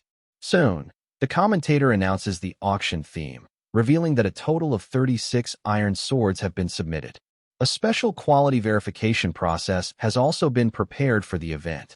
The commentator then introduces Seojumpo, weaving together the fur of the white tiger, an S-rank magic beast. Because of its unique steel-like properties, the fabric is highly resistant to slashing attacks. However, weak weapons with poor durability will instantly fail against it. The auction organizers plan to use this material to identify defective products during testing. One by one, the swords are tested as the audience watches excitedly. Sitting beside Lee, Erica asks if he understands why they are using such a method. Lee explains that the white tiger's abilities are unusually complex because its fur, hide, and bones all possess different properties. Among them, the fur copies the sharpness of any metal weapon that touches it, gradually destroying the weapon's durability regardless of its quality. After hearing this explanation, Erica wonders if the white light greatsword might be at a disadvantage. However, Lee simply laughs and says the entire setup is an obvious attempt to target both him and Professor Kim. If the sword breaks during the test, Professor Kim's reputation would suffer as well. Still, Lee calmly points out that their plan only works if the sword actually breaks. Finally, it becomes the white light greatsword's turn for inspection. The commentator announces the start of the quality verification, and the examiner swings the sword toward the white tiger fabric. However, the moment the blade touches the material, something unexpected happens. The sword suddenly reacts violently, slips from the examiner's hand, and lands into the ground, leaving Michael and the others completely stunned as they wonder what just happened. Lee quickly takes advantage of the situation and steps onto the stage to explain what just happened. He begins by describing how a normal sharpness aura would usually break apart when coming into contact with Seojumpo. However, the white light greatsword functions differently. It gathers mana scattered throughout the atmosphere and condenses it along the blade into an extremely thin edge. People are amazed by this explanation and try to sense the mana for themselves, but most of them cannot perceive it clearly no matter how hard they focus.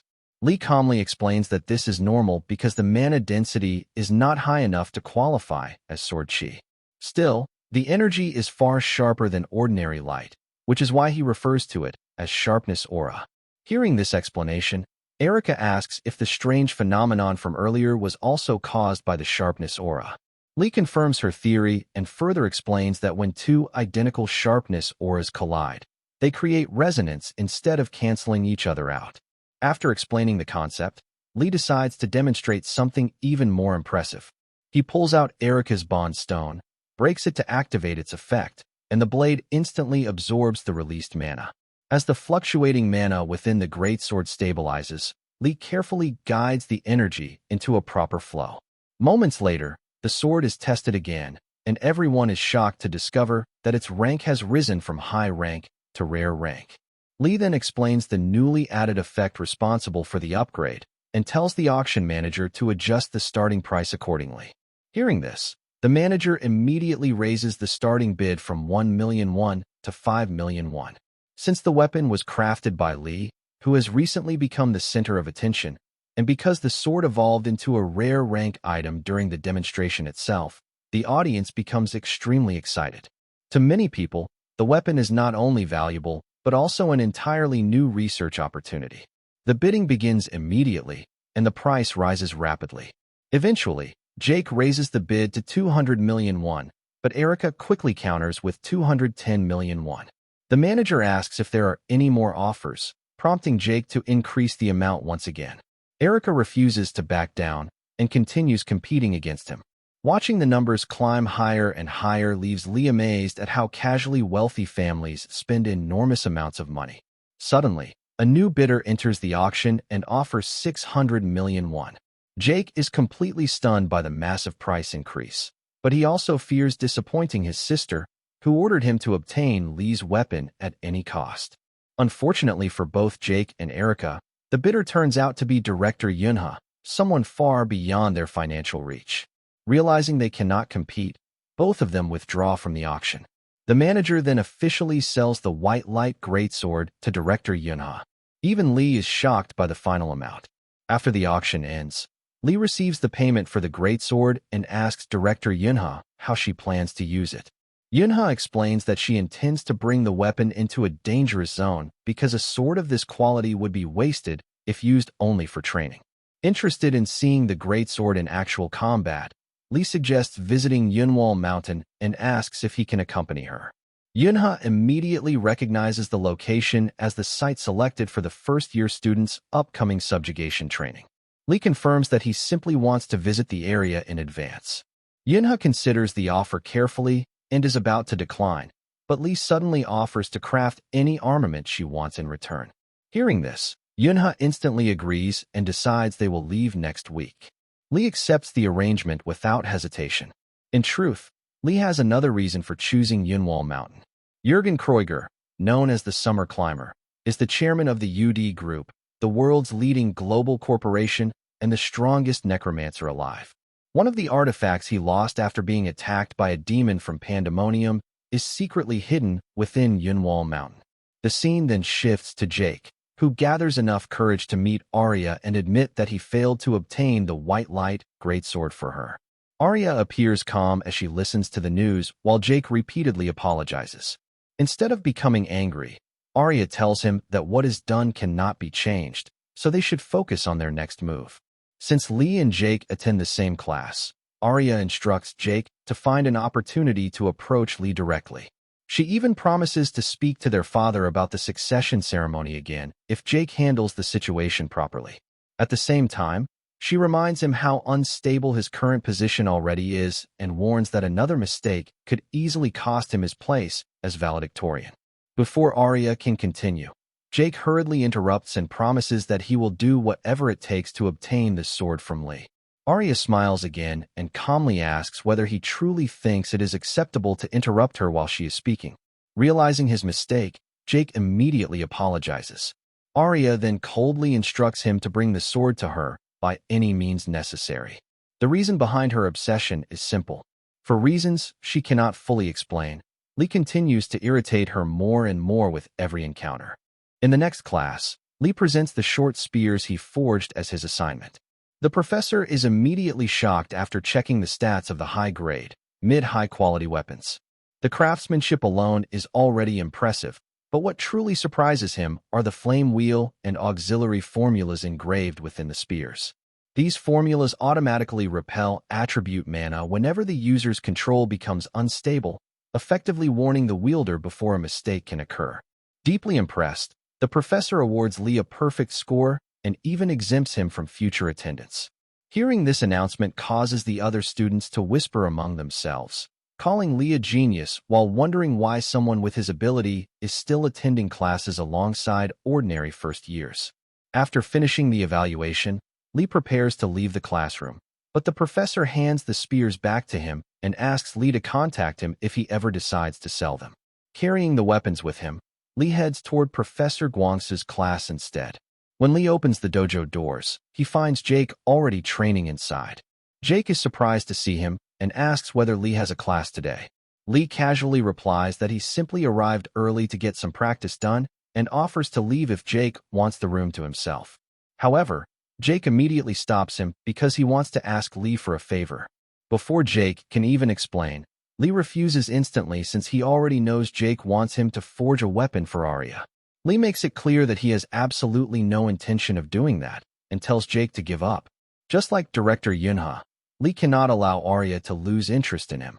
With his current skills, anything he creates would only raise her expectations even further.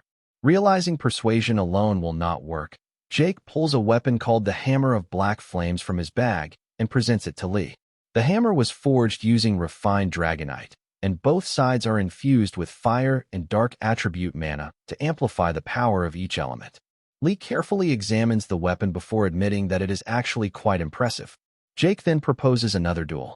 If Lee loses, he must agree to forge a weapon for Arya. Hearing this, Lee adds another condition of his own. If Jake loses, he cannot mention his sister's name for an entire month, and he must also make sure Arya knows about the agreement. Jake thinks about it briefly before accepting, and the two prepare for their match. As they get ready, Jake recalls how Lee caught him off guard with a counterattack during their previous duel. This time, he plans to fight seriously from the very beginning. Lee notices Jake compressing an enormous amount of mana simply by clenching his fist, so he quietly deactivates the social link stone and activates Gluttony Iron instead. Lee then casually spins the short spear in his hand, making Jake realize he looks surprisingly experienced with it. Jake briefly wonders whether blacksmiths are trained to handle different weapons, but he quickly dismisses the thought and convinces himself that Lee cannot defeat him with a weapon he only recently learned to use. The duel begins as both fighters clash head-on. Jake attacks with full determination, intending to secure victory this time, but Lee has no intention of losing so easily. He counters with the Flame Wheel Ember Spear technique, leaving Jake completely stunned. Before regressing, Lee spent a long time listening to Yom's stories and techniques. At first, he only did it to improve their bond level, but once Yom truly opened up to him, The two shared techniques they had never taught anyone else. Although Lee was constantly mocked and criticized back then, he can now at least recreate a rough imitation of those techniques. Using that knowledge, Lee steadily overwhelms Jake and disrupts his rhythm completely. Jake soon realizes he is being dragged around the battlefield and can no longer control the flow of the fight. However, he quickly figures out that the only way to turn things around is to stall until Lee's technique weakens. Because of this, Jake focuses entirely on dodging while widening the distance between them. Lee immediately understands Jake's strategy and even compliments him for being a top student for a reason. In response, Lee decides to use the mana stored within Yome's ink spider bracelet. Jake is shocked after seeing Lee pull off something like that, so he instantly counters by activating the Myers-style formless sword, blue axis technique, allowing him to perform sword arts barehanded. Seeing Jake push himself this far, Lee decides to stop holding back as well and unleashes the Flame Wheel Ember Spider, First Revision, Eclipse Crescent. Lee cannot afford to lose this duel either. Their attacks collide with tremendous force, and for a brief moment, it looks as though both of them will land decisive blows at the exact same time. Realizing the outcome, Jake finally accepts his defeat. With this duel, Lee successfully establishes a bond with Jake. Lee calmly declares the match a tie, but Jake shakes his head and admits he knows he lost. Clearly frustrated, he complains that things would be different if he could use a sword. Every sword he touches eventually breaks, and he even destroyed one with hero-grade durability before. Hearing that, Lee quickly pieces together that something unusual is going on and asks Jake to hold out his right hand. Without warning, he taps it with his blacksmith hammer, but the impact is strangely deflected. That is when Lee realizes the issue is not reinforcement, but material alteration. Annoyed, Jake demands an explanation first, but Lee simply tells him that he will forge a sword that won't break. He then takes a mana stone and confidently states that he can create a weapon capable of handling Jake's power. Before they can continue, Guangsu steps in and asks Jake to leave because he wants a private conversation with Lee. He points out that Lee was supposedly an old blacksmith not long ago, yet now he moves like a highly trained spearman, making his true identity seem suspicious. Lee jokes that Guangsu is basically saying his stance is too perfect to be believable. He then explains that it is nothing special, just a skill that temporarily adjusts his muscles to mimic another person's body. Once the effect ends, everything returns to normal. Surprised, Guangsu asks about the limitations, and Lee admits the physical strain is intense and requires time to observe the target properly. Hearing that, Guangsu finally relaxes and apologizes for suspecting him. He reveals that his concern came from a demon known as the Doppelganger, one of the 10 evils of Pandemonium, a monster capable of copying martial arts and using them against its opponents. Since he has a personal grudge against that demon, he ended up overreacting. Lee understands immediately and says he would have done the same if a demon were involved. Guangsu bursts into laughter, relieved by the answer, then admits that Lee's abilities are forcing him to completely rethink his teaching methods. He promises to explain everything later once he has worked things out. As Lee walks away, Guangsu can't help thinking that Lee could easily become the Academy's valedictorian. A short while later, Lee receives a call from Yome, who asks when he plans to return. Instead of answering, Lee asks whether Yome knows a Babel mage named Louise Valent. Yome says he has never heard the name, so Lee requests that he quietly investigate where she is and what she has been doing. Doubting Yome's connections, Lee wonders if he can even pull that off. But Yome immediately tells him not to underestimate him just because he is broke and has no influence inside the Flameflower Gate. He insists he has other channels and tells Lee to wait. To Lee's surprise, Yome calls back with information almost immediately. He explains that Louise is the second-year salutatorian of the Elemental Department and was considered one of the Academy's brightest talents. However, 6 months ago, during a sparring match at the Martial Arts Hall against Götz Kruger, her wand was destroyed. The wand had been crafted by Pierre Barmet, and the incident permanently damaged Louise's mana circuit. Since then, she has been on a leave of absence and is currently undergoing rehabilitation at UR's General Hospital, but her condition has shown little improvement. Just then, Jake spots Lee and approaches him, saying he wants to discuss the sword. Before talking about it, however, Lee asks whether Jake knows Götz Kruger and Pierre Barmet. Jake explains that the two come from connected noble families and are both part of the nobles network. After hearing that, Lee asks Jake to investigate them. In exchange, he promises to forge the unbreakable sword within a week. Jake immediately agrees. But Lee follows up with a shocking request, telling him that the first thing he needs to do is break his own arm. Jake freezes on the spot, completely stunned by what he just heard. The scene then shifts to UR's General Hospital in Ascus, where a group of doctors gathers to monitor Louise's rehabilitation. As she attempts to use magic, her mana begins flowing, but the familiar pain quickly returns due to mana backflow. Frustrated, Louise realizes the lingering trauma is still affecting her. Seeing her condition worsen, the professor immediately orders the doctors to stop the session and administer mana neutralizers. Louise stubbornly insists she's fine and claims a short break will be enough to continue, but the professor firmly shuts her down, explaining that training is over for the day. Worse yet, her rehabilitation sessions will now be reduced, and her magic usage will be limited to beginner-level exercises. Louise is completely stunned and argues that she can still continue, but the medical staff restrains her while the professor ignores her protests and orders the neutralizers to be used immediately. Desperate, Louise rushes toward him, insisting she can still use mana, but before she can do anything, the medicine takes effect and she falls asleep. When she wakes up later in her hospital room, she reflects on how her impatience may have ruined her chances. Instead of dwelling on it, she decides she needs another solution. If rehabilitation training isn't working, maybe exercise or meditation will. Determined, she gets out of bed, only to accidentally bump into Lee in the hallway. Wearing a serious expression, Lee asks what she's staring at, while Louise immediately fires back that he's the one who should apologize. Suddenly, a wave of weakness hits her, and she nearly collapses, but Lee quickly catches her and calmly tells her to lie down if she's feeling unwell. Internally, Louise grits her teeth, knowing that causing a scene will only get her confined to her room. As Lee helps her back, he asks if she needs anything. Louise tells him to grab the medicine from her drawer, and after watching her take it, Lee suddenly notices something strange. He bluntly asks why she's harming herself when he specifically told her to get proper treatment.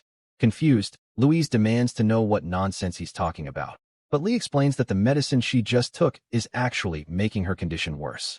Louise freezes in shock. Right then, a hospital announcement calls Lee to the second floor. Realizing he's a blacksmith, Louise scoffs and angrily says she has nothing to discuss with a lowly blacksmith before telling him to leave.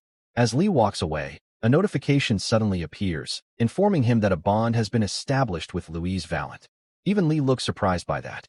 Shortly afterward, a doctor examines Lee and informs him that his arm should fully heal within a week, with no damage to his mana circuits or muscles. Lee asks if that means he'll be discharged immediately, but the doctor recommends another week of rest just to be safe. Hearing that, Lee calculates that he'll be able to stay in Ascus for up to 2 weeks. During that time, he needs to get closer to Louise, repair her damaged mana circuit, and most importantly, deal with the suspicious medicine she's been taking. Lee then casually asks the doctor about Louise Vallant. The doctor confirms she's one of his patients, and Lee mentions that earlier she suddenly grabbed her throat and collapsed while trying to use magic, though she asked him not to tell anyone. Concerned, he says he felt it was too dangerous to ignore. The doctor immediately understands, and Lee quietly thinks that everything is falling into place. The next morning, Lee calls Jake and asks for the information he requested. Jake explains that something definitely seems suspicious. As Lee already knows, Babel's Ivory Tower serves as UR's major sponsorship foundation and operates independently through support from professors, alumni, and related organizations. Because of that, its influence over magic cadets is enormous. Every year, the Ivory Tower selects scholarship students, and during Louise's second year, the 2 strongest candidates were Gotts Kruger and Louise Vallant. Right before the scholarship sparring match, however, the wand provided to Louise by the Barmett family was destroyed, and in the end, Gotts secured the scholarship position. Jake also reveals that the Kruger and Barmett families maintain a cooperative relationship. Hearing all this, Lee concludes that Gotts Kruger and Pierre Barmett likely worked together to target Louise. He then asks whether Jake found anything else related to the inhaler medicine.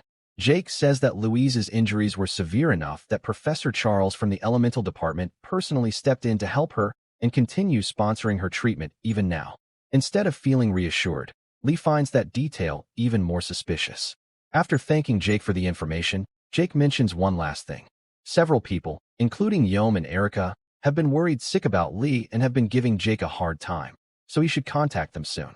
After ending the call, Lee realizes he doesn't even have Erica's number and decides he'll deal with it later. Arriving at Louise's room, he knocks on the door, but the moment she opens it, she grabs him and starts venting her frustration. The doctors have officially ordered her to rest for 2 full weeks and slowly restart training from beginner level. Louise fumes that she spent 6 months suffering through rehabilitation, and now it all feels wasted because of Lee's interference. Ignoring her complaints, Lee asks about the inhaler from yesterday. Louise replies that she didn't use it. That's when Lee calmly tells her that he can fix her mana backlash. Louise stares at him in disbelief and asks whether he even understands what mana backlash is. Lee explains that it's currently considered incurable, which only makes Louise demand an explanation. Instead of answering directly, Lee asks where she got the inhaler. Louise says a professor gave it to her. Lee then reveals that the inhaler is actually a mana eroder. To prove it, he activates his divine spirit link magic and shows her exactly what's happening inside her body. Lee compares her mana circuit to an electrical system. Originally, the entire circuit operated normally, but the damaged area around her neck has been overloaded beyond its intended capacity. That imbalance creates constant conflicts in the flow of mana, eventually causing overloads that prevent proper mana usage altogether. As the truth sinks in, Louise's expression darkens, realizing that the very person she trusted may have been responsible for her suffering all along. Anger begins boiling inside her, and she quietly vows that whoever did this will pay for it. Hearing her anger, Lee simply smiles and admits that while he's just a blacksmith and can't directly repair her damaged mana circuits, he can adjust things enough for her to use magic again. Louise immediately narrows her eyes and points out that nobody does something this big for free, asking what he wants in return. Lee casually replies that it's nothing major. Someday, he just wants her help exploring the 6 great monastics. Louise thinks it over for a moment before deciding to trust him, and the two shake hands, officially forming their partnership. Soon after, Lee brings over several training materials, leaving Louise completely confused. Looking at the pile of cherries, she asks what she's even supposed to do with them. Lee explains that before fixing anything, they need to properly assess her condition. Since her circuits are heavily damaged, they first need to determine what type of mana causes the pain. Louise confidently answers that it's obviously refined mana. Lee nods and explains that ordinary mana flowing through her body isn't the problem, which is why she feels fine most of the time. The issue starts when she refines mana to cast magic. That's when the pain kicks in. So instead of refining mana through her entire body, Lee proposes something completely absurd. He tells her to refine mana directly through her tongue. Louise stares at him like he's lost his mind. Lee, however, insists she can do it because in his previous life, she earned the nickname Mad Dog using this exact method. Curious despite herself, Louise agrees to try. Lee starts by teaching her how to strengthen the mana circuits in her mouth and demonstrates the basics. He explains that she must learn to manipulate mana on her tongue with incredible precision. Then the training somehow gets even stranger. Lee orders her to shout at full volume while pouring emotion and mana into her voice, rapidly recite multiple tongue twisters, and even practice speaking while holding a stick in her mouth. Louise is convinced the guy is making things up as he goes, but she follows the instructions anyway. After an entire week of relentless training, she somehow succeeds. Even Lee looks impressed. Unfortunately, Louise is not.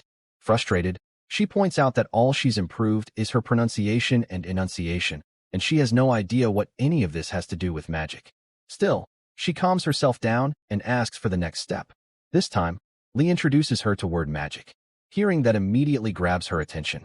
Lee explains that word magic requires 2 essential elements. Enough mana to serve as the spell's core and a powerful will capable of shaping that mana into reality. In simple terms, everything depends on imagery. The clearer and stronger the image in a mage's mind, the more powerful the resulting spell becomes. To demonstrate, Lee forms a simple mana sphere, then gradually adds transformations, attributes, and acceleration.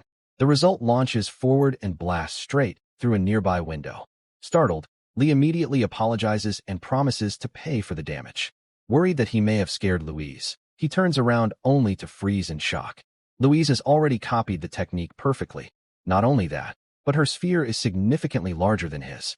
Watching the spell float before her, Lee explains that magic already bends the rules of the world, but a word empowered by powerful imagery can even surpass the limits of magic itself. For the first time in months, Louise successfully uses magic without feeling any pain.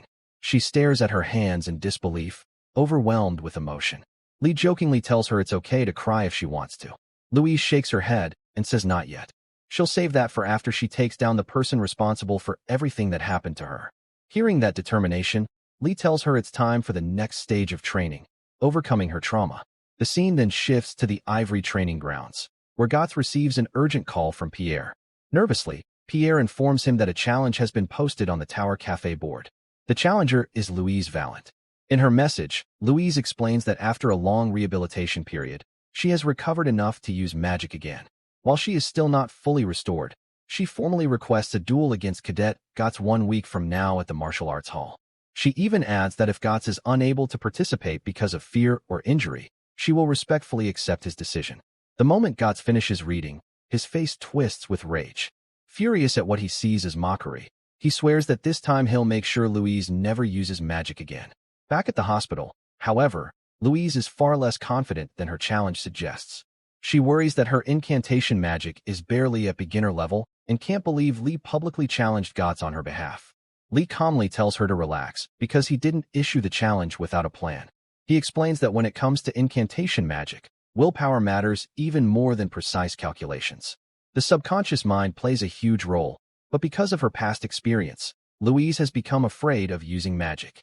This duel is necessary if she wants to overcome that fear once and for all. Even though she's still hesitant, Lee asks her to trust him. Louise nervously asks what happens if she loses, wondering whether the trauma will only get worse. Lee immediately dismisses the idea and tells her to stop talking nonsense because there's no way she'll lose to someone like Gotts. He even reveals that he's prepared a special material called Waterstone for her new armament. As news of the duel spreads throughout the academy, students begin discussing the incident from months ago and questioning how suspicious everything looked in hindsight. Meanwhile, Gotts' older brother is furious and warns him that any interference from the family now will only make matters worse, meaning Gotts must handle this situation himself. Privately, Gotts suspects his brother is actually enjoying the situation because if Gotts falls, his brother gains even more control over the family's affiliated businesses. Not long afterward, Pierre arrives to meet him. Still furious, Gotts accuses Pierre of ruining the original plan. Their intention had been to have Louise expelled and completely removed from the picture, but Professor Charles's intervention ruined everything.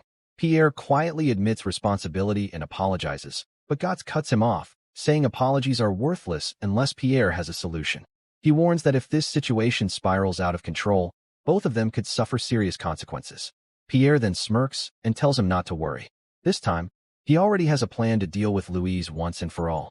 As Lee watches Louise work with the materials, he realizes this isn't the same Louise he knew before. The old Louise forced materials to adapt to her, but this version is learning to adapt alongside them, which means an even better armament can be created. Curious, Louise asks whether this is the special material Lee prepared for her. Lee explains that it's only a submaterial and suggests they start forging immediately. He instructs her to continuously infuse mana into it until the color stops changing. While Louise focuses on the task, Lee quietly reflects on how things are different this time around.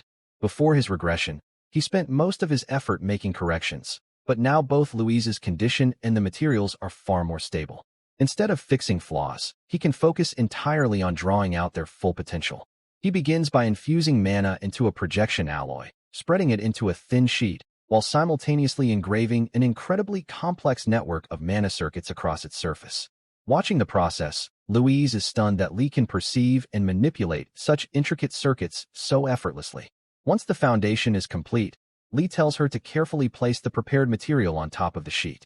The moment she does, it starts glowing brilliantly as multiple spell formulas activate at once. Lee explains that unlike traditional enchantments, this method is simpler and faster, though its effects normally don't last very long. Fortunately, the Waterstone's ability to reflect and reinforce imbued traits compensates for that weakness. He then layers dozens of incantation patterns into the structure before the mana-filled metal plates begin assembling themselves according to the circuit layout. Moments later, a notification appears announcing the completion of the armament, Varg, a weapon designed to amplify the will embedded within mana itself. Excited, Louise immediately asks if she can use it. Lee warns her to be careful since she won't have full control yet and recommends testing it with the weakest spell possible. Naturally, that doesn't go according to plan. The instant Louise activates it, the resulting force blasts straight through the wall of her hospital room, shocking everyone nearby. 1 week later, the day of the duel finally arrives. The martial arts hall is packed with students eagerly discussing whether Louise can really stand against Gotts. Meanwhile, Lee remembers how Louise kicked him out earlier because she wanted to focus on training alone. As he waits, he suddenly senses something strange. A faint sound catches his attention, carrying a resonance disturbingly similar to mana erosion. His expression immediately darkens. Suspecting that someone is targeting Louise again, he follows the source and enters a nearby room, where he discovers a suspicious device hidden inside a box. The moment he approaches, he hears a familiar voice. Suddenly, an illusion appears, showing his master telling him to stop chasing impossible dreams, accept failure, and embrace death because he never succeeded in creating a weapon capable of turning back time. For a brief moment, the illusion feels real, but then Lee smirks. He points out that his master would never waste time giving long speeches when telling someone off. Realizing the entire thing is fake, he shatters the illusion and exposes the trap. Irritated, Lee complains that whoever made this has some nerve impersonating his master. As he destroys the device, he unexpectedly acquires a new C-rank skill called Awakening Dream, a skill so unusual that even Lee has never encountered it before, despite all his knowledge from the future. When he reaches for the broken device, it suddenly disappears, leaving behind a strange mark. Examining the traces, Lee instantly recognizes them. His face hardens as he realizes they're connected to Dawn, a fanatical organization of mages obsessed with magic whose methods are notoriously extreme. At that moment, he remembers someone connected to Louise's past suffering and finally pieces everything together. Dawn is targeting Louise again. Glancing at the clock, he realizes there are only 10 minutes left before the duel begins. If the remnants of mana erosion inside him are reacting this strongly, then Louise must be experiencing something far worse. Elsewhere, Louise sits alone in a preparation room, nervously trying to calm herself down. She tells herself that no matter how much she's recovered, nobody will believe it while she still carries the scars of her past. Even so, she insists she can do this. But the moment her eyes land on one of those scars, memories of her trauma come flooding back, and she collapses to the floor. Just then, Lee bursts into the room after confirming there are no more traps nearby. He immediately asks if she's hearing a ringing sound. Louise is shocked that he knows about it. Lee explains that he already destroyed the device responsible and reveals that the ringing stimulates traces of mana erosion, triggering traumatic memories and panic responses. Hearing that, Louise finally understands why she suddenly lost control. Frustrated, she calls herself pathetic for falling for such a cheap trick at such an important moment. To her surprise, Lee agrees. He bluntly tells her it is pathetic and pretty lame considering how confidently she talked before. He even says that if it's all too much, she can just run away. After all, she has a perfectly reasonable excuse called trauma, and eventually everyone would stop talking about it. That immediately sets Louise off. She demands to know what gives him the right to speak so casually when he's the one who placed all these expectations on her in the first place. Furious, she asks how he can treat trauma so lightly and questions whether he'll take responsibility if she loses. Without hesitation, Lee answers yes.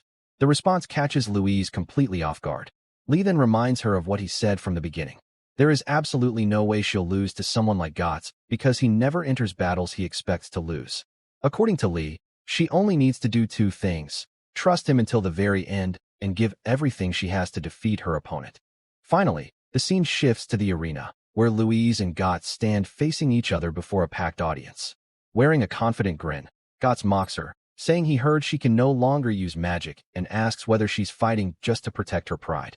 Around them, the students gasp in amazement at the sight of Gotts's powerful hero-class armament. Louise, however, says nothing. The moment the duel begins, she calmly releases her mana. Instantly, the atmosphere changes, and Gotts's confidence vanishes as he stares in shock at the overwhelming power pouring out from her. Wasting no time, both fighters charge forward as the duel officially begins.